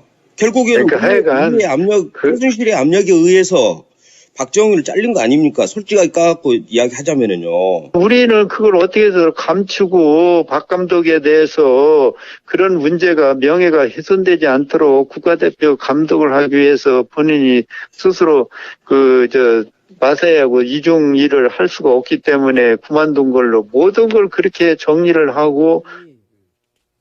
자, 자, 그러면 여기서 이제 박재홍 감독은 이런 얘기를 하는 겁니다. 아니, 마사야 회장님이 가라고 해서 간 거 아니냐. 예. 그러니까 요 불만의 뒷배경을 보면 최순실, 그러니까 정유라 지원하라고 나를 글로 보냈는데, 예. 보내놓고, 예. 거기서 문제가 있어 돌아왔더니 날 잘라버린 거 아니냐. 그렇죠. 예. 이거 최순실 씨가 나를 자르라고 해서 자른 거 아니냐. 이런 불만을 얘기하는 그렇죠. 거죠. 예. 자, 왜 돌아온 거죠? 갔더니 예, 갔더니, 일단 정유라가 승마 연습을 제대로 할 상태가 전혀 아니었던 거예요. 상태가 전혀 아니었다. 네. 그러니까 연습장에 가봤더니 예. 완전히 그 쓰레기장 같았고. 예. 그러니까 이게 그러니까 승마 훈련도 안 하고 있고. 그래서 훈련도 할 생각도 없고. 할 생각도 없고. 예. 근데 어떤 인터뷰에 보면은 그 정유라가 자기는 그냥 해보라 그래서 한 거다 이런 식의 인터뷰를 한 게 있잖아요. 예. 그 맛이 떨어지는 게 그래서 박재홍 감독은 그러니까 최고의 선수고 감독인데 예. 현장에 가봤을 때 상대가 이거에 전혀 관심이 없는 상태인 것 같다. 예. 이런 것 같으면 일단 내가 왜 왔냐, 여기. 내가 뭐하러 여기 와? 예. 이런 생각이 들었을 거고 또 하나는 박재홍 감독이 거기 갔을 때는 말구입의 임무를 띈 거였어요. 좋은 말을 구입. 네, 좋은 말을 구입을 해서 예. 그게 이제 박원호 전 감독 예. 전전무죠. 그분하고 그 얘기가 되고서 갔는데 예. 그 돈을 이제 삼성에서 그 최순실 측으로 그 코아 스포츠죠. 예. 그죠? 그쪽으로 보내기로 되어 있다는 걸 알고 갔는데 말구입비를 줘야 말을 구입을 할 거 아니에요. 그러니까 이제 예. 전화를 합니다. 말을 예. 구해주지도 않고, 예. 그 다음에 훈련도 안 하고 있고, 예, 훈련도 제대로. 안 하고. 내가 여기 왜 왔냐, 예, 예. 이 선수를 위해서. 게다가 또 한 가지, 제가 이제, 그 녹취록을 사전에 예. 받아서 보기도 하고 기사를 통해서 접하기도 한 내용이 뭐냐면, 이분은 본인은 이제 2020년 도쿄올림픽에서 한국 선수가 이 승마 분야에서 금메달을 따게 하는 그렇죠. 원대한 프로젝트에 예. 감독이라고 생각하고 간 거죠. 예. 그래서 한국 생활을 접습니다, 다. 예. 차도 팔고 막 다 접어버리죠. 예. 그러고 나서 자기 개 데리고 예. 앞으로 몇 년간 살 것이라고 하고 독일로 간 거예요. 예. 그런 생각으로 갔더니 말도 안 사줘. 예. 지원도 안 돼. 예. 선수는 다 달랑 하나야. 예. 자기 근데 그 선수는 연습을 제대로 할 생각도 없어. 그렇죠. 그리고 자기는 2020년에 우리나라 선수 단위 금메달을 딸 예, 거라고 예, 생각하고 여러 선수들이 있을 거라고 생각했는데 정유라 혼자 달랑 있는 거예요. 훈련도 안 하는, 말도 안 사주고 돈도 지원이 안 되고. 그러자 맨 앞에 우리가 설명했던 박원호 전무한테 예. 연락을 하는 거죠. 예. 왜 돈 안 보내냐? 예. 돈을 왜 안 보내냐. 아, 그러니까 이제 보냈다는 거죠, 거기서. 돈을 보냈다는 거죠. 예, 보냈다는 거죠. 아니, 돈이 어디 갔냐 이거야. 나는 지금 물품도 못 사고 이러고 예. 있는데. 자, 그 이야기. 자. 그러니까 돈을, 이분이 이제 거기 가서 일을 하려고 하는데 예. 돈이 안 오는 거예요. 돈이 안 와서 자기하고 잘 아는 예. 박원호 전무. 예. 박원호 전무는 아까도 말씀드렸다시피 최순실 씨하고 아주 잘 알고 예. 정유라 씨가 어릴 때부터 승마 일을 그렇죠. 봐준 예. 승마협회의 정유라 후견인으로 알려진 정도의 밀접한 사람인데 그러니까 이제 박 감독이 전화했겠죠. 나 여기 왔는데 형 이거 아무것도 안 돼요. 예. 돈도 안 오고 어떻게 된 예, 거예요? 예. 돈을 보냈다. 예. 이 대화 내용이 있습니다. 그래서 전화 녹취를 들어보시죠. 삼성한테도 전화를 했죠. 황성수 부회장한테 전화를 했고, 근데 그쪽에서는 아니라는 거 돈 보냈다고. 가지고 이제 황 부회장도 난색을 채운 거예요. 아주 그냥 어찌할 바를 모르는 거라. 코아 스포츠에서 누군가가 수도꼭지를 잠근 거예요. 돈 집행 수도꼭지를. 그래서 내가, 여기 사각기였구나. 라는 걸 알았죠. 뒤에 최순실이가 있었던 거예요. 최순실이가 삼성에서 보낸 돈을 거기서 막아본 거예요. 최순실은 왜 그랬을까라고 이야기를 하자면은 재산 도피하고 싶었던 것 같은 느낌. 근데 자기 재산으로 완전히 빼지를 않고 욕심이 많아서 기업들이나 이런 걸 이용을 해가지고 재산을 외국에다가 만들어내려고 하는 그런 거.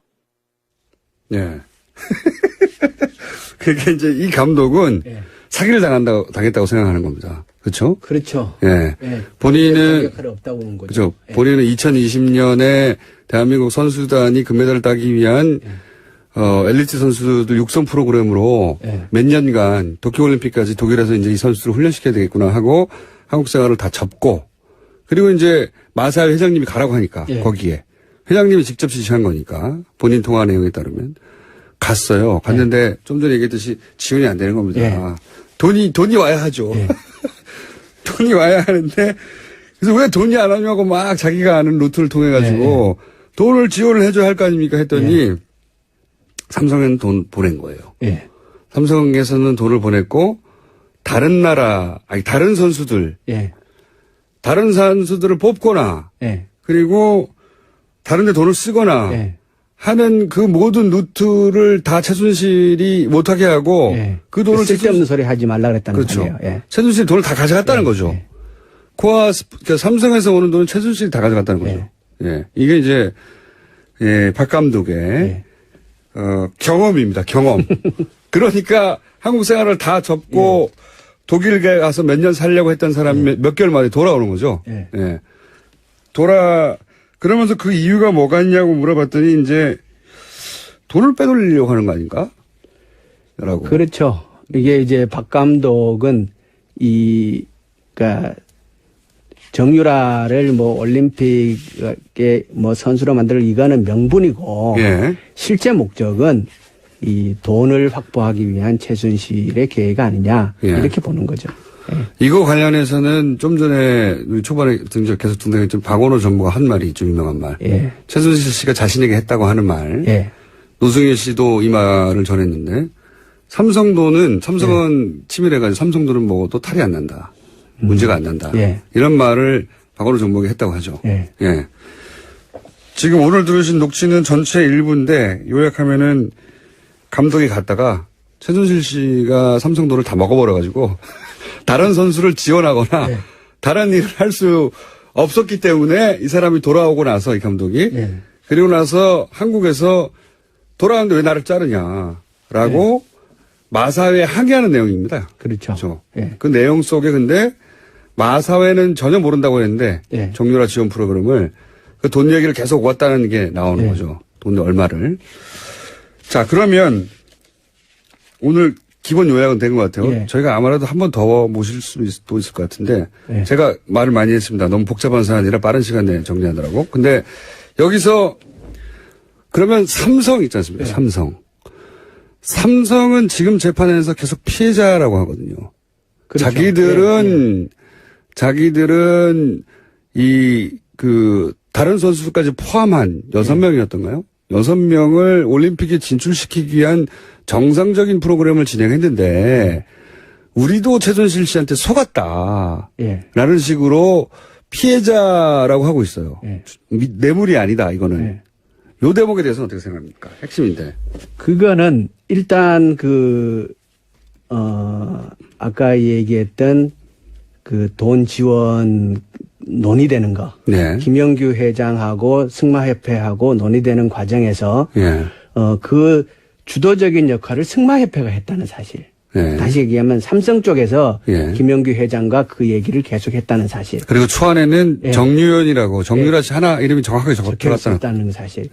그렇기 때문에 삼성이 오히려 더 주도적인 입장이 아니었냐는 보는 거고 또 하나는 그 핵심의 마사회에도 이미 삼성맨이 가 있었기 때문에. 그러니까 이제 여기서 하나 짚어봐야 될 게 뭐냐 그러면 삼성이 최순실의 존재를 알았던 첫 시점이 언제였던가 굉장히 중요한 문제거든요. 그렇죠. 현재는 대구에서 창조경제혁신센터에서 만났던 그러니까 박근혜 전 대통령이 말을 했을 때 알았다. 그때 알았다는 거 아닙니까? 대한민국의 대통령하고 최고 자본 권력인 삼성의 최고 부회장하고 둘이 대화해가지고 최순실을 알았다라는 얘기는 그 얘기잖아요. 그런 얘기죠, 지금. 그런 얘기인데 그러면 정보의 삼성은 없는 거잖아요. 그리고 또 이런 게 있습니다. 박 감독이 했던 얘기 중에 그러니까 이거는 박원호 전무가 한 얘기군요. 갑을 관계가 바뀌었다. 삼성과 최순실은. 예. 삼성이 돈을 주는데 예. 삼성은 최순실이 하자는 대로 할 수밖에 없었다. 예. 왜냐하면 이제 최순실과 대통령의 관계가 특별해서 예. 그러니까 그런 것도 있겠고 삼성이 받아내야 했던 것이 있으니까 그렇게 했겠죠. 그렇죠. 돈을 주면서 을이 된다는 건 말이 안 되는 거잖아요. 예. 예. 그러니까 서로 적극적으로 활용한 관계라고 봐야 되는 거죠. 서로를 예. 활용. 그러니까 최순실도 삼성을 활용해서 돈을 뜯어낸 거고 예. 삼성도 그 정보를 훨씬 일찍부터 저는 그 돈을 주면서 자신이 원했던 걸 예. 얻어내는 거고. 현명관이 마사에 갈 때부터 이미 삼성은 최순실의 존재를 알고 있었던 거 아니냐. 저는 그렇게 짐작하거든요. 예. 그래서 일찍이 최순실의 존재를 안 삼성이 그 최순실과 박근혜의 비정상적인 관계를 적극적으로 활용해 먹은 거다. 예. 이렇게 보는 거죠. 정유라 씨를 지원하는 방식으로. 그 프로그램을 통해서. 예. 그렇게 지원하는 방식으로. 그렇기 때문에 삼성은 아무리 최순실 씨가 이상한 갑질을 해도 계속 예. 끌려갈 수밖에 없었다. 그렇죠. 주고받는 관계였기 예. 때문에 얻을 게 없으면 그렇게 끌려갈 일이 없잖아요. 예. 장사꾼인데. 자, 오늘은 그 이야기의 일부만 전해드렸고요. 예. 이 사안은 저희가 아주 지속적으로 관심을 가지고 재판이 진행 중이니까요. 근데 새로운 증거가 나와서 오늘 일부를 전해드렸습니다. 그리고 그때 아까 얘기했던 24억이라는 돈이 그 현명관에게 보고됐다라고 거기에 이제 녹취록에 나오잖아요. 네. 그게 보고되었다라는 사실을 저희가 문서로도 가지고 있어요. 그렇군요. 예. 자, 오늘 1차는 삼성이 장악하고 있던 삼성의 협회였던 승마협회가 공기업인 마사회를 통해서도 정유라를 지원하려고 했다. 예. 그리고 그 박 감독의 얘기에 의하면 마사회는 그 내용을 알고 있었고 서로 논의하고 있었다. 그렇죠. 이때까지는 부인했었는데. 예. 그리고 박 감독이 돌아온 것은 최순실 씨가 중간에 돈을 더 갈아챘기 때문이다. 예. 원래는 다른 선수 육성이나 다른 일에 쓰일 돈이었는데 명목이 그랬던 거죠. 명목이. 그렇죠. 예. 자, 오늘 여기까지 하겠습니다. 이 문제에. 또 앞으로 관심 가지고 계속 다루겠습니다. 더불어민주당 김현권 과거에 한우협회 회장. 지금도 속히고 있습니다. 아, 그렇습니다. 속히고 계십니까? 예. 서로 키우시는 김현권 의원이었습니다. 감사합니다. 예, 고맙습니다.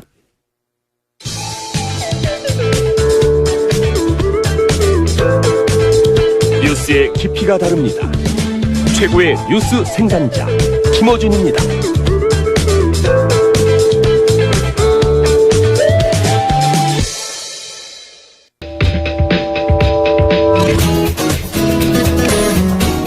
자, 사단법인 인문결연구소 소장 임상훈 소장님 나오셨습니다. 안녕하십니까? 네, 안녕하십니까?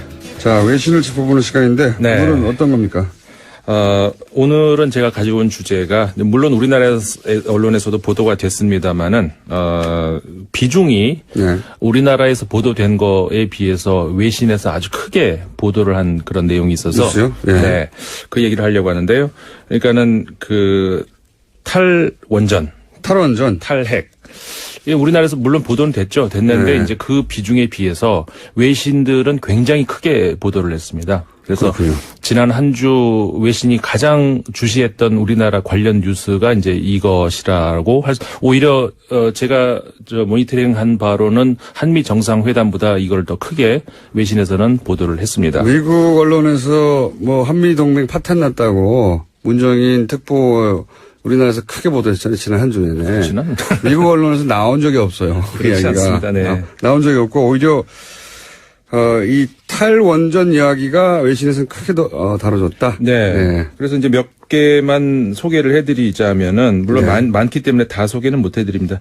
일본의 언론들 아사히 신문 같은 경우 19일자 피해 복구 그러니까는 그 원전이 저렴하지도 않고 안전하지도 않고 친화적이지도 않다는 사실을 명확히 나타냈다. 이렇게 이제 문 대통령이 말씀하신 거를 이야기를 하면서 피해 복구액이 훨씬 크고 천문학적인 예산이 든다고 한다. 그러니까 후쿠시마 얘기하는 거죠. 후쿠시마 예를 들어서 이제 그렇게 얘기를 했다는 것. 원전이 이제 깨끗하고 싸다라고 하는 것에 대해서 작은 사고라도 생기면 그 복구 비용은 어마어마하고 네. 그다음에 폐기될 때의 비용도 어마어마하기 때문에 네. 그 비용까지 다 원전의 비용인데 그걸 빼고 싸다고 말하면 안 된다. 그렇죠. 예. 합치면 비싸다 이런 거죠. 이제 그 관련 이야기도 좀 이따가 또 해드리겠습니다만은 교도통신도 물론 비슷한 이야기였었고 미국의 월스트리트 저널도 마찬가지입니다. 비슷한 보도를 했는데 선진국 원전 산업이 직면한 타격 중 가장 최근의 것이다. 그러니까 우리나라를 이제 그 원전 산업의 선진국으로 이제 집어넣는데 그 중에서 이제 가장 그러니까 독일 같은 경우도 이제 점점 줄여나가고 있다. 이제 이런 얘기는 우리 많이 보도가 되지 않았습니까?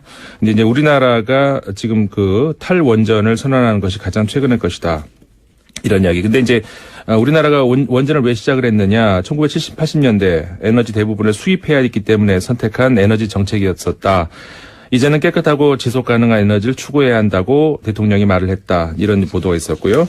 그다음에 영국의 파이낸셜 타임스 마찬가지 비슷한 보도 있었고, 뭐 홍콩 언론 뭐 많이 있습니다. 다 이제 관련 이야기 있었고요. 이게 우리나라가 이 국제적 기준에서 보자면 뉴스를 만들어내는 양상이 되게 이상한 거죠. 그러니까 뭐 한미동맹 사드 문정인 특보 가지고 1년에 한 주 내내 울고 먹었는데 그런 뉴스는 해외 보도가 안 돼요. 보도가 안 되고 그리고 그 당사자 상대방 국가인 미국에서도 보도가 안 되고 오히려 이 탈원전은 전 세계적인 이슈거든요. 네, 맞습니다. 실제로. 그러다 보니까 전 세계 대부분의 유수 언론들이 이 탈원전에 관한 보도를 하면서 논평도 내고 보면 예. 굉장히 이제 많이 나왔습니다. 우리는 거의 대통령의 탈원전 얘기가 나와서 조금 다르고 언론에서 끝났어요. 네. 예. 그렇죠. 이게 뭐가 대단한 이슈인가 여러 가지 그 공약 중에 하나하고 뭐 제일 큰 공약이었다고 할 수는 없잖아요. 국내에서 봤을 그렇죠.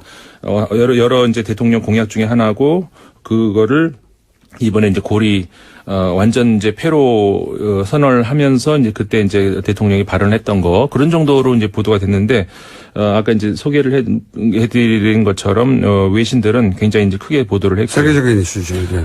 그리고 이제 그 우리가 지금 원자력이냐 아니면 핵이냐 이게 용어가 굉장히 혼용해서 쓰고 있잖아요. 예.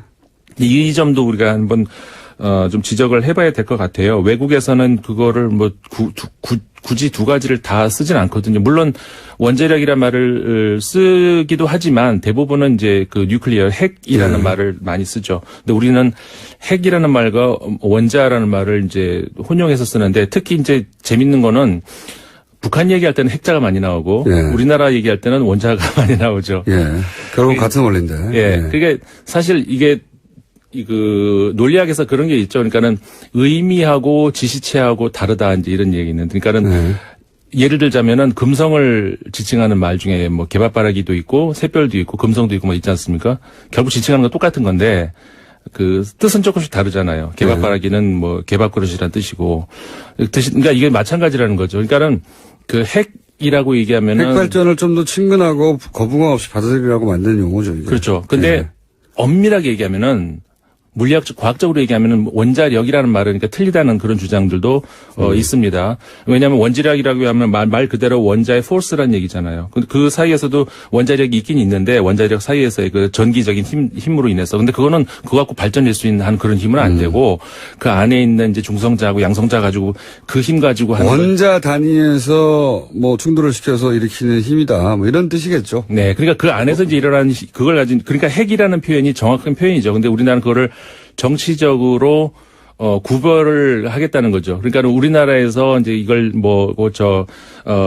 상업용으로 전기를 일으킬 때 쓰는 그런 것을 이용할 때는 원자력이라는 말을 쓰고 북핵이라든가 이럴 때는 핵이라는 말을 쓰고 원자력이 얼마나 친근한 이미지가 되었는지 그런 말씀하신 의도에 의해서 원자력 병원도 있지 않습니까? 그렇죠. 그러니까 핵병원이라고 안 하잖아요. 핵병원이 있어봐요. 그러니까 이 똑같은 걸 지칭하는데 거기에 이제 사회적 의미를 부여한 정도 이 정도로 다르고 그렇죠. 그만큼 이 핵발전소를 대중들이 안전하게 느끼도록 편하게 안착시키게 하기 위해 이미지를 좋게 하기 위해서 많은 노력을 했죠. 있다 이런 겁니다. 많은 노력을 했어요. 예, 그래서 이제 그냥 핵발전소라고 부르지 않고. 그렇죠.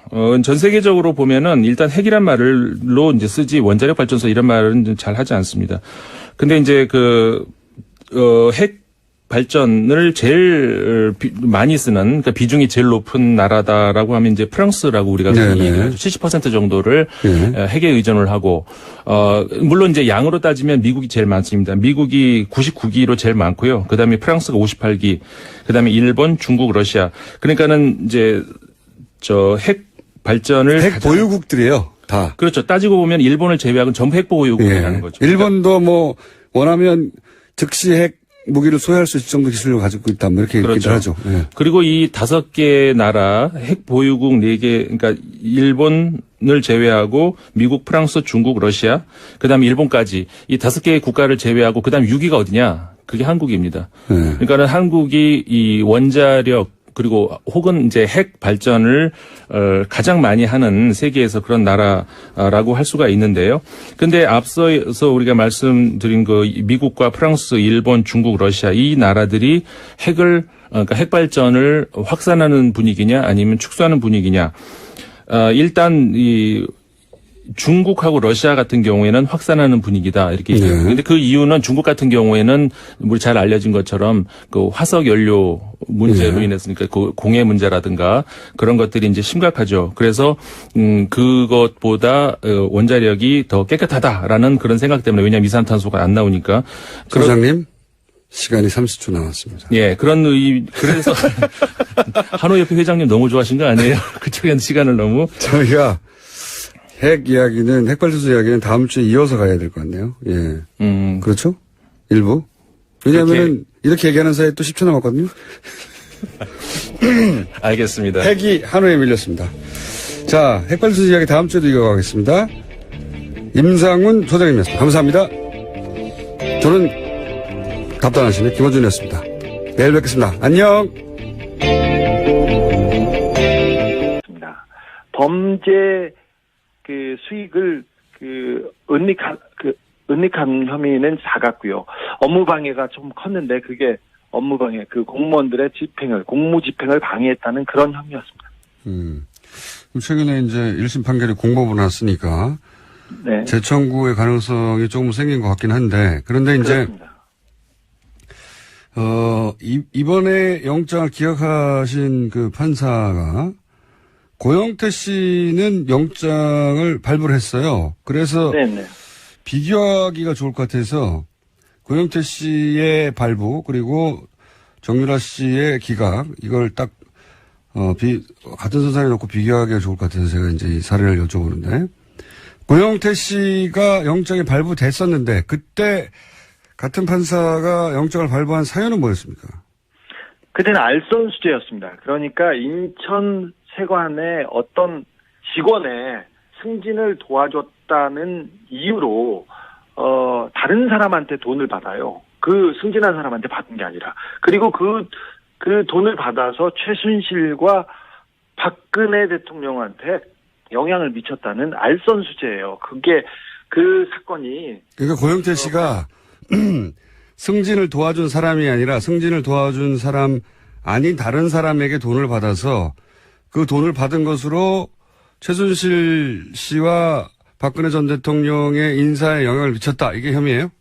네, 그렇습니다. 굉장히 복잡하죠. 그런데 이 사건 관련자 5명, 6명 가운데 처벌받은 사람은 고영태 뿐입니다. 그런데 이 알선 수재는 무죄 가능성이 크고요. 유죄가 나와도 집행유예 사안입니다. 그리고 다른 건 같은 경우는 경찰에서 이미 수사해서 무혐의한 거를 함께 기소했습니다. 그런데 발부된 사연은 뭡니까 그러면? 가장 중요한 부분은 증거인멸, 도주 우려와 증거인멸 우려가 있다는 건데요. 고영태는 검찰 수사를 도운 인물입니다. 30번 이상 검찰이 불렀을 때 가서 수사를 도왔고요. 주말에 전화를 몇 통 안 받았다고 구속영장이 청구됐어요. 반면에 정유라 씨는 해외에 도피했지 않습니까? 그리고 송환을 피하기 위해서 수십억을 들여서 재판을 했습니다. 그리고 망명까지 하려고 했던 인물입니다. 그런데 같은 판사님께서 정유라는 도주 우려가 없다고 하고 고영태는 도주 우려가 있다는 이유로 영장을 발부하고 기각했습니다. 그러니까 고영태 씨 경우에 정리를 하자면 외국에 스스로 귀국해서 검찰 수사를 30여 차례 받았죠. 그리고 추석 명절 때도 검찰이 부르지 않았는데 자신이 자료를 들고 와서 사건을 밝히기도 한 게 바로 미얀마 건입니다. 예. 네. 그리고 도주 우려라고 하는데 이제 휴일날 몇 시간 정도 연락이 안 됐다. 뭐 이런 사연인 거죠. 예. 예. 그런데 도주 우려로 구속영장이 발부됐고 정윤아 씨 같은 경우에는 직접 2억 원 이상 뇌물로 생각되는 범죄 수익을 수령한 거 아니겠어요? 그리고 그렇죠. 20억이죠 최소. 그러니까 본인이 직접 썼다고 하는 뭐 월급을 네. 받았다는 것만 해도 2억이 넘으니까요. 그러니까 그리고 그 돈이 삼성에서 온 것도 정윤아 씨가 알고 있었고 그리고 해외에서 도피하다가 JTBC죠. 발각돼서 구치소에 있는 동안도 제3국 국적 취득을 하려고 했고 그러다가 정권 교체돼서 어쩔 수 없이 귀국했는데 도주 우려는 없다고 하고 그러니까 이렇게 비교하면 쉬울 것 같아요. 고영태 씨와 정윤아 씨가 한 사람은 왜 구속되고 한 사람은 왜 기각됐냐, 형평에 맞지 않느냐 이런 의문을 가질 수 있는데 그럼 정윤아 씨 영장이 두 번째 청구됐을 때 발부될 거라고 예상했었습니까? 아니요. 기각될 가능성이 매우 높다고 봤습니다. 왜 그렇게 생각했어요? 정유라 씨는 삼성 뇌물 사건의 핵심 당사자이자 그 자체가 증거입니다. 그리고 직접 말세탁을 했다는 정황이 나왔는데 정유라가 구속될 경우 이재용 재판에 직격탄이 될 가능성이 컸습니다. 그래서 정유라 영장은 기각될 것으로 봤습니다. 그리고 그렇다고 뭐 삼성이 관련됐다고 해서 무조건 기각되는 건 아니잖아요. 이번에 그 국정농단 사건을 자세히 이렇게 들여다보면 삼성 관련 영장은 계속 기각되고 있습니다. 그리고 예를 들어서 이번에 예를 들어서 승마협회 회장으로 독일로 날아가서 정유라를 직접 지원했던 박상진 사장 있지 않습니까? 이 사건을 모두 다 알고 있는 박상진 사장이 삼성전자 영장이 기각됐고요. 그다음에 이재용 부회장 주변에 통화 내용 수사를 위해서 통신영장이 청구됐었는데 거의 대부분 기각됐습니다. 그리고 이재용 구속을 앞두고 고위 검사와 우병우 그 전 수석의 통화 내역 조사도 영장 기각으로 막혔습니다. 통신영장은 대개 수사를 위해서 내주는데 삼성 관련해서는 기각되고 있습니다. 이재용 부회장만 구속이 됐을 뿐 관련자들이나 인력도 대폭 증원해서 이런 싱크탱크 혹은 관료들에 대한 접촉면도 드리고 프로그램도 가동해야 한다. 이런 얘기를 뭐 저는 기동량 수준이지만 전문가들 모시고 조만간에 좀 다뤄보겠습니다. 이거 굉장히 중요한 내용이거든요. 우리 보수가 맨날 한미동맹 하는데 그 한미동맹에 관해 거론한 전문가가 실제 일본의 이해를 반영하는 사람이 많다는 거예요. 네. 그리고 그냥 우리는 그냥 그 입만 쳐다보고 있는 경우도 많고. 자, 갑자기 생각이 나서 최근에 한미동맹 워싱턴발 기사들이 많이 쏟아지는데 그 워싱턴발 기사들에 거론되는 전문가들이라고 하는 것이 우리 이해를 반영하는 사람들이 그러니까 적어도 우리 이해를 반영할 필요는 없는데 미국의 이해를 충실하면 되는 거죠. 그들은 미국 관료니까. 근데 그분들이 그렇게 말하는 사람들이 일본과 굉장히 밀접한 관계가 있거나 활동을 해왔던 사람들인 경우가 많은데 이렇게 그냥 둘 수는 없다. 우리 보수가 이런 걸 놓치고 있었어요. 오랫동안. 한미동맹 이야기만 하고. 이야기가 길었습니다. 자, 제목 하나 정도 더 읽을 시간이 있습니다. 네, 서훈 원장의 국정원장이요. 이 핵심 실장 두 자리를 외부 전문가로 영입했다라는 보도도 있습니다. 핵심 실장 두 사람을? 예, 이례적이고요. 처음 있는 일이라고 합니다. 좀 국내 파트를 없애고 이제 해외, 북한 이 부분을 강화한다고 했으니까 그 부분에 민간 전문가가 발탁됐나 보죠? 예, 그렇습니다. 해외 정부와 북한 파트 책임자를 외부 민간 전문가로 들였다라는 겁니다. 국정원은 워낙 폐쇄적인 집단이라 국정원 출신으로부터 저희가 모시고 저희 방송에서 한번 다뤄봐야 되겠네요. 이게 어떤 의미가 있는 건지. 예, 해외 정보실장, 북한 실장입니다. 예, 국내 파트가 정말로 없어질 건지도 없어진다고 우선 그렇게 하는데. 선언을 했습니다. 예, 네, 없어졌다고요. 선언을 했고 예. 지금 거기까지 가는 중간 단계인 거겠죠. 네, 워낙 큰 조직이니까. 자, 오늘은 여기까지 하겠습니다. 지금까지 시사인의 김은지였습니다. 감사합니다.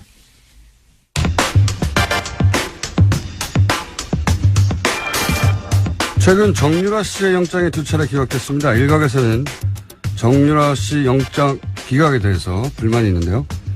최순실 게이트 취재를 오랫동안 해왔던 시사인 주진우 기자 연결해서 이 기각권 후속 취재 이야기 들어보겠습니다. 자, 안녕하십니까? 안녕하십니까?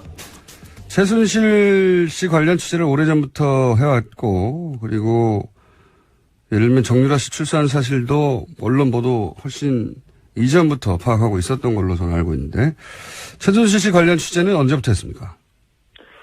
2007년, 8년 유경재단 폭력 사건이 있었는데요. 그 배후에도 최순실이 있다고 봤습니다. 그때부터 시작했습니다. 최순실 친구를 만났고요. 최순득 씨 친구, 장시호 씨 친구를 그때 만나기 시작했습니다. 정유라 씨가 성악을 하다가 승마로 주종목을 바꿨는데요. 그때 봤습니다. 그래서 남자친구를 만나서 가출했을 때 그 주변에서 지켜보기 시작했습니다. 최순실 씨의 존재를 인정이 된 거는 2007년, 2008년 정도부터고, 예, 정유라 씨는 어린 시절부터 가까이서 지켜봤다는 거죠, 말하자면. 네. 자, 그런데 이제 정유라 씨의 존재는 이제 최근에 언론에 알려지게 되면서, 최근 언론 보도는 이제 정유라 씨가 사실, 이 게이트 관련 사실관계에 대해서는 거의 모르고 어리숙하고, 그런 식으로 알려져 왔어요. 가까이서 취재해서 오랫동안 지켜본 정유라 씨는 어떤 사람인가요? 천방지축의 자기 멋대로입니다. 그래서 엄마와 욕설을 해가면서 싸우기도 할 정도니까 좀 상식에선 벗어나는 친구죠. 왕따였고요, 학교 다닐 때. 공부는 못했어요. 그리고 얼굴 컴플렉스가 하도 심해서 고등학교 때부터 큰 성형수술을 받을 정도였습니다. 엄마하고 싸워가면서. 그런데 머리는 아주 영악하다고 봅니다. 특별히 최근에 법적인 대비는 매우 잘 돼 있었습니다. 거짓말과 묵비권으로 검찰을 거의 무력화시켜가지고 거의 완벽한 대답을 내놨어요. 특별히 이재용 삼성 부회장 구속영장 기각에 대해서 정유라 씨가 직접 편지를 써서 기각 사유를 물어봅니다. 그래서 기각 사유가 코어 스포츠하고 관련됐으면 좋겠다고 그 자료를 모을 정도로 준비가 돼 있었고요. 그리고 말 관련된 게 발각될까봐, 검찰에 발각될까봐 말을 블라디미르로 바꾸라고 말 세탁을 조언하고 직접 지시한 사람도 정유라 씨였습니다. 아, 그래요? 우리 언론에 말 세탁으로 알려진, 내용이 정유라 씨의 아이디어에 시작된 겁니까? 네네. 정유라의 작품입니다. 어허. 자, 그렇다면 이번에 검찰이 정유라 씨 영장을 2번을 청구했었는데 그 영장 청구에 영장에 기재된 내용이 뭡니까? 가장 중요한 부분은 그 이대 부정입시와 관련된 업무 방해가 컸고요. 그다음에 네. 범죄 수익을 은닉했다. 도피 자금을 썼던 부분이 추가돼 있었습니다. 안녕하세요, 김호준입니다. 지난 주말에 임신 중단 합법화, 그러니까 낙태 합법화를 주장하는 집회가 있었습니다. 현행법은 여성과 의료인 모두를 처벌합니다. 그 주장은 간단합니다. 임신, 출산, 육아를 국가가 대신해주지 않는데 국가가 이 문제에 개입하는 것은 자기 결정권을 침해하는 것이다.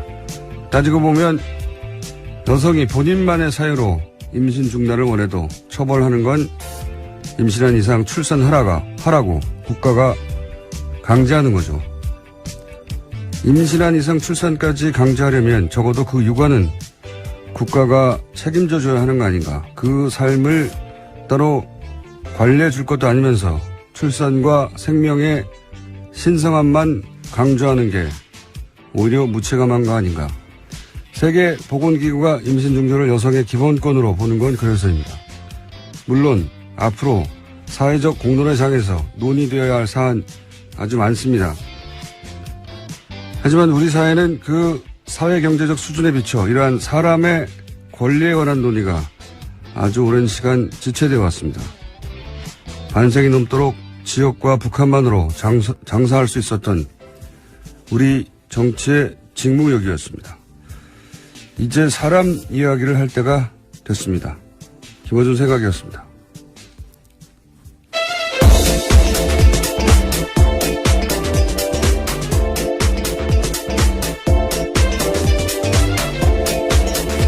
시사인의 김은지입니다.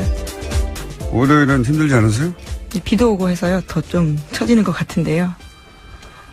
처지진 않는데 저는 9개월인가 10개월 됐는데도 아침에 일어나는 게 익숙해지지가 않아요. 그건 늘 어려운 것 같습니다. 아침이 아니죠. 새벽에 일어나는 게. 특히 월요일은 더 힘든 것 같습니다. 자, 오늘 첫 번째 뉴스는요?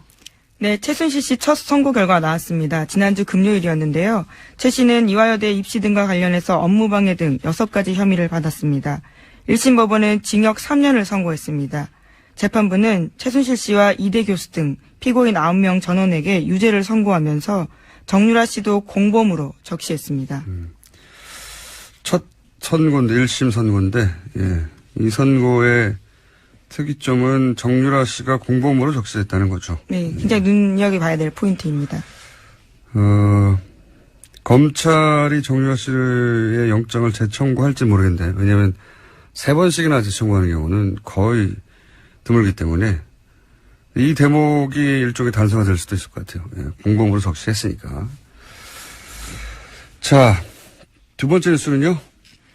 네, 검찰이 최순실 씨가 관세청장 인사에도 개입한 사실을 확인했습니다. 지난해 5월 25일에 취임한 천홍욱 관세청장은 바로 다음 날 최순실 씨를 만났습니다. 그는 최 씨를 상석에 앉히고 식사 대접을 하면서 실망시켜드리지 않도록 최선을 다하겠다라고 말했습니다. 민간인이 관세청장 되기 쉽지 않으니 열심히 하라라는 최순실 씨 말에 화답한 건데요. 2015년 3월에 관세청 차장으로 퇴직한 천 청장은 1년 만에 청장으로 발탁되었습니다.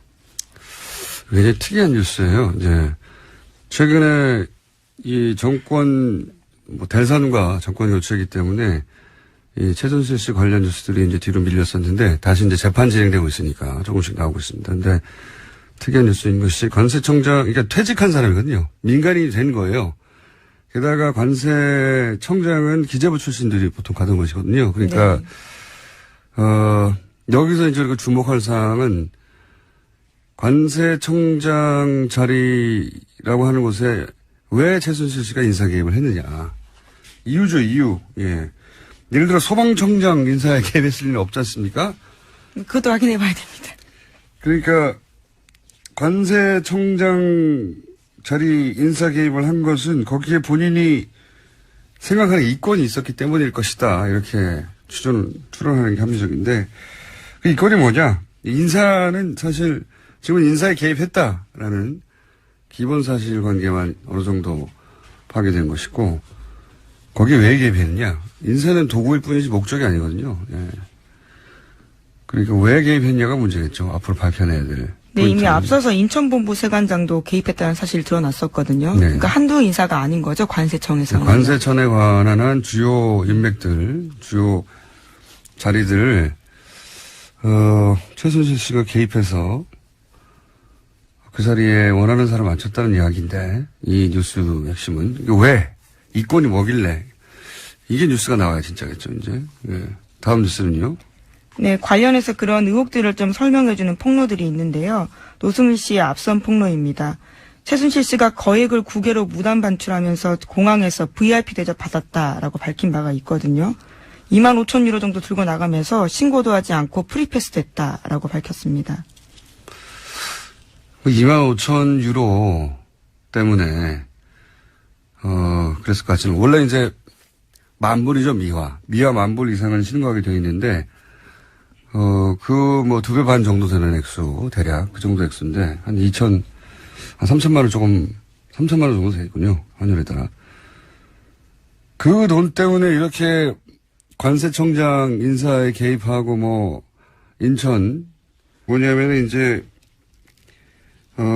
가맹점, 예. 가맹점에 가맹점주들은 기본적으로 생활인들이죠. 예, 갑의 관계에서 을이라고 볼 수 예, 있죠. 을을 괴롭힌 프랜차이즈를 제대로 수사 한번 해보겠다는 거잖아요. 이런 수사들은 할 수는 있지만 과거에는 뭐 크게 큰 성과로 인정받지 검찰의 실력을 인정받는 사건이 아니었기 때문에 이런 사건이 첫 번째 수사 타깃이 되지는 않았었거든요. 그러니까 앞으로 윤석열 지검장이 타겟팅하는 비리가 어떤 것인지 이제 드러내는 상징적인 사건이죠. 예, 수사 결과는 앞으로 기대해 보겠습니다. 많은 특징이 바로 정치형이 아니라 생활형이다. 제가 보기에는. 네, 회장 자서전 대량으로 강매하라고 하고 비자금 조성 이런 것들이 있었다라고 합니다. 어떤 의미에서 김상조 공정이 을의 권리를 되찾는 그런 방향성과도 맞아떨어지는 수사 방향인 것 같아요. 예. 그렇게까지 연결될 건지는 좀 두고 봐야 알겠습니다만 현재 타겟은 그렇습니다. 예. 색다르네요. 다음 뉴스는요. 네, 미국이 사드 연내 배치 요구했는데 우리 정부가 얼버무렸다라는 식으로 아사히 신문이 보도했습니다. 청와대는 명백한 오보라면서 유감이라는 말까지 했습니다. 요즘 이 외신 중에 이제 일본발이나 일본과 가까운 미국 그 싱크탱크 관계자들의 발언 이거 굉장히 많이 보도돼요. 네. 몇 번 다뤘었는데 뉴스를 보자마자 이제 생각나는 게 왜냐하면 일단 사드 관련해서는 일본은 하루빨리 배치하라는 게 일본 정부의 입장이거든요. 왜냐하면 그 레이더에서 오는 정보를 원하니까 일본에서는. 네. 근데 일본의 이해가 담긴 기사들이 요즘 일본의 이해가 담긴 건 줄 모른 척 혹은 알면서도 외만한 채 나오는 기사들이 많은데 미국 싱크탱크 얘기를 좀만 더 하면 제가 지난주에 여기 꽂혔어요. 그 싱크탱크나 아시아 담당 관료들이 일본에 의해서 어떻게 관리되는지 어떻게 일본의 이해가 그 사람들을 통해서 반영되는지 우리가 알아야 해요. 왜 대표적인 예를 들어볼까요? 그 미국의 NSC 아시아 담당 보좌관 매튜 포틴저라고 있어요. 지금 현재. 얼마 전에 한국 갔다 왔고 이제 우리나라에 왔다 가면서 남긴 기사 제목은 한국의 민주주의가 질투난다. 기억나세요? 네, 그 사람입니다. 아시아 정책을 결정하는데 중요한 사람이죠. 근데 이 양반이 얼마 전에 일본 외교부죠. 그 외무성의 부대신 소노우라 켄타로 이 사람에 의해서 이름이 언급된 적이 있어요. 이 푸틴저 한국에 관한 얘기를 하면서 푸틴저 얘기를 한 적이 있는데 무슨 얘기했냐면 위안부 합의가 불가역적이다. 바꿀 수 없다는 거죠. 일본은 합의대로 하고 있다. 이런 말을 켄타라고 했는데 그러면서 푸틴저도 그러한 위안부 합의에 대해서 잘 이해하고 있다. 한마디로 말해서 이 위안부 합의에 관해서 현 아시아 담당이 일본 편이다. 이런 얘기를 한 거거든요. 지난주부터 이제 계속 싱크탱크 얘기하면서 부소장 마이클 그린 얘기했지 않습니까? 일본은 아주 능통한 사람이고, 일본 통을 아주 유명한 사람이에요, 이 워싱턴에서. 일본도 인정하고, 일본 통이라고. 근데 이 양반이, 미국과 일본의 미래 지도자 육성 프로그램, 이런 걸, CSIS, 이게 자꾸 거론되는데, 여기가 제일 유명한 외교안보 싱크탱크예요, 미국에 있는, 워싱턴에 있는. 근데, 일본과 미국의 미래 지도자를 육성한다 이거예요, 여기서. 근데, 거기 돈을 댄 게 또, 지난주에 얘기했던 사사카와 재단이에요. 이 재단 설립자가 일본 구구라고 하는. 이 얘기를 왜 하냐면, 이 매튜 포틴저라는 사람이 일본 외무성이 언급했던, 위안부 관련해서 우리 편이라고 언급했던, 강력한 대북 제재를 공개적으로 얘기한 적이 한 번 있어요, 최근에. 아주 강력한 대북 제재를. 근데 그 자리가 어떠냐면 이 사사카와 재단 돈을 대주는 그러니까 대표적인 외교안보 싱크탱크의 핵심을 키워냈고 그리고 돈을 대주는 일본 재단이 사사카와 재단이에요. 이 재단이 주최하는 포럼에 매튜 포틴저가 와서 그런 말을 한 거예요. 무슨 얘기를 하려냐면 말이 길던데요. 짧게 끊을게요 이제. 그러니까 우리 보수 매체들이 받아쓰는 사람들의 멘트들이 그런 관련한 싱크탱크 관계자들이 일본이 관리하고 그리고 일본 이해가 반영된 그런 전문가들이 많다는 겁니다. 그래서 그런 사람들의 입으로 거꾸로 한미동맹의 이야기를 듣는 경우가 많거든요. 일본 이해가 반영된. 생각해보면 되게 심각한 거예요. 일본은 이런 미국 싱크탱크를 관리한 지 오래됐어요. 아주. 오래됐고. 예를 들어서 이런 사사카와 민간재단이거든요. 민간재단이 쓰는 돈이 우리 외교부가 쓰는 돈이 100배가 넘어요. 이런 데 관리하는데, 제가 알기로는. 우리도 이걸 해야 한다. 이 얘기를 하려고 하는 겁니다. 예산 좀 많이 들여서, 이런, 장기 계획 수립해서 예산 대폭 증액해서 관세청에도 개입하고 그랬을 것 같지는 않거든요. 네. 왜 그랬을까? 궁금하네요. 자, 박근혜 대통령은 여기에 대해서 모른다고 그랬겠죠? 당연히. 네, 관세청장 인사가 최순실 씨 개입했냐라는 검찰의 주궁에 전혀 모르고 놀랍다라고 진술했다고 합니다. 최순실 씨가 그럼 임명장을 따로 줍니까? 말이 안 되는 거죠. 최순실 씨가 임명을 할 수는 없어요. 예, 개입을 할 수는 있지만. 저희가 확인했던 안종범 전 수석의 수첩에도 보면 관세청 인사 개입했던 부분들이 있거든요. 네. 대통령이 모른다라고 말하는 부분들이 말이 안 되는 여전히 거죠. 좀 의아하죠. 네. 그리고 최순실 씨가 안종범 씨한테 연락해가지고 이 사람을 지점장을 하라고 연락했다는 건가요? 또 말이 안 되고 안종범 씨가 임명을 좀 하는 것도 아니에요. 또 전 수석이 대통령이 모른다는 건 이게 만약에 사실이면 만약에 박근혜 전 대통령이 이걸 몰랐다고 하면 뭐 저는 그건 말이 안 된다고 생각하지만 그럼 대통령이 따로 있었던 거죠. 완전히. 실질적으로도. 형식적으로도 실질적으로도. 자, 다음 뉴스는요? 네, 검찰이 정찬우 한국거래소 이사장을 상대로 본격적인 재수사에 나설 예정입니다. 서울중앙지검은 참여연대 등이 고발한 정 이사장의 K입이 하나은행 인사개입 사건을 특수일부에 배당했습니다. 정 이사장은 금융위원장 부위원장 당시에 이상화 전 K입이 하나은행 독일 법인장을 글로벌 영업 2본부장으로 승진시켰다라는 의혹을 받고 있습니다. 이것도 이제 인사개입 이야기냐. 네. 이상화 씨는 이제 아주 여러 번 등장했지만 우리 방송에도 신용장을 개설해서 독일에서 대출을 쉽게 받게 해주고 돈 심부름 금고지기라고 표현됐죠. 예, 최순실 씨의 독일 금고지기.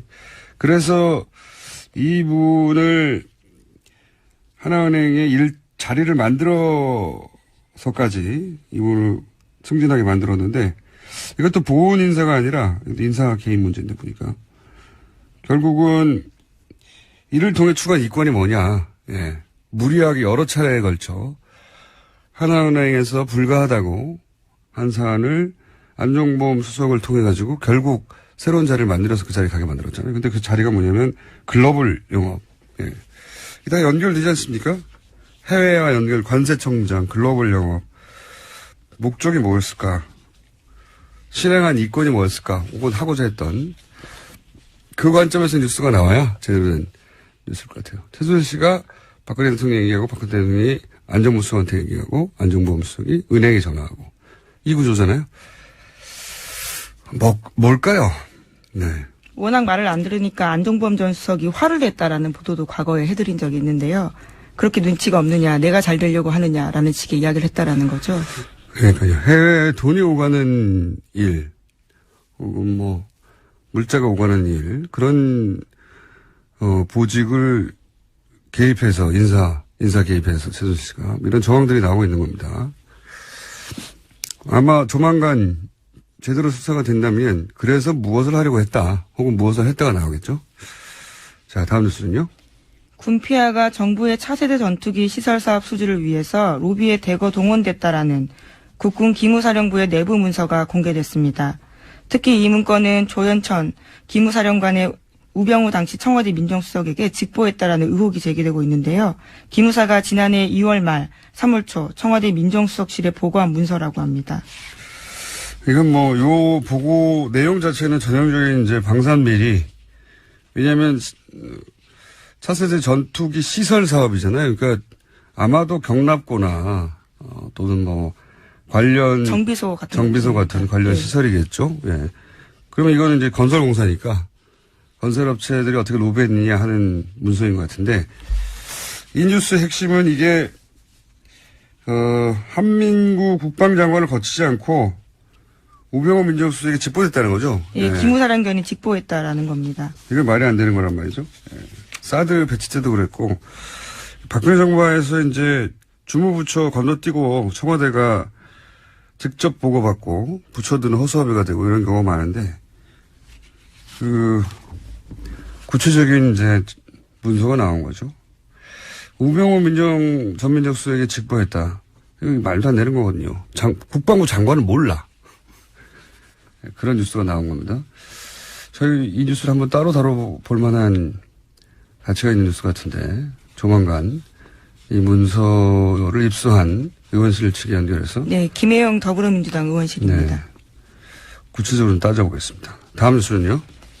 문재인 정부 출범 직후에 서울중앙지검이 첫 본격 수사 대상으로 갑질 논란을 일으켰던 미스터 피자를 선택했습니다. 서울중앙지검 공정거래조사부는 지난 21일 미스터 피자 본사인 MP그룹과 치즈를 공급하는 관계사 2곳을 압수수색했습니다. 과거에는 이제 이 정치권과 연계된 수사들, 이게 이제 뭐랄까요, 첫 번째 타겟이거나 아니면은 이제 상징적인 사건으로 다뤘었는데, 이 사건은 그러니까 일종의 생활형이에요. 내용을 들여다보면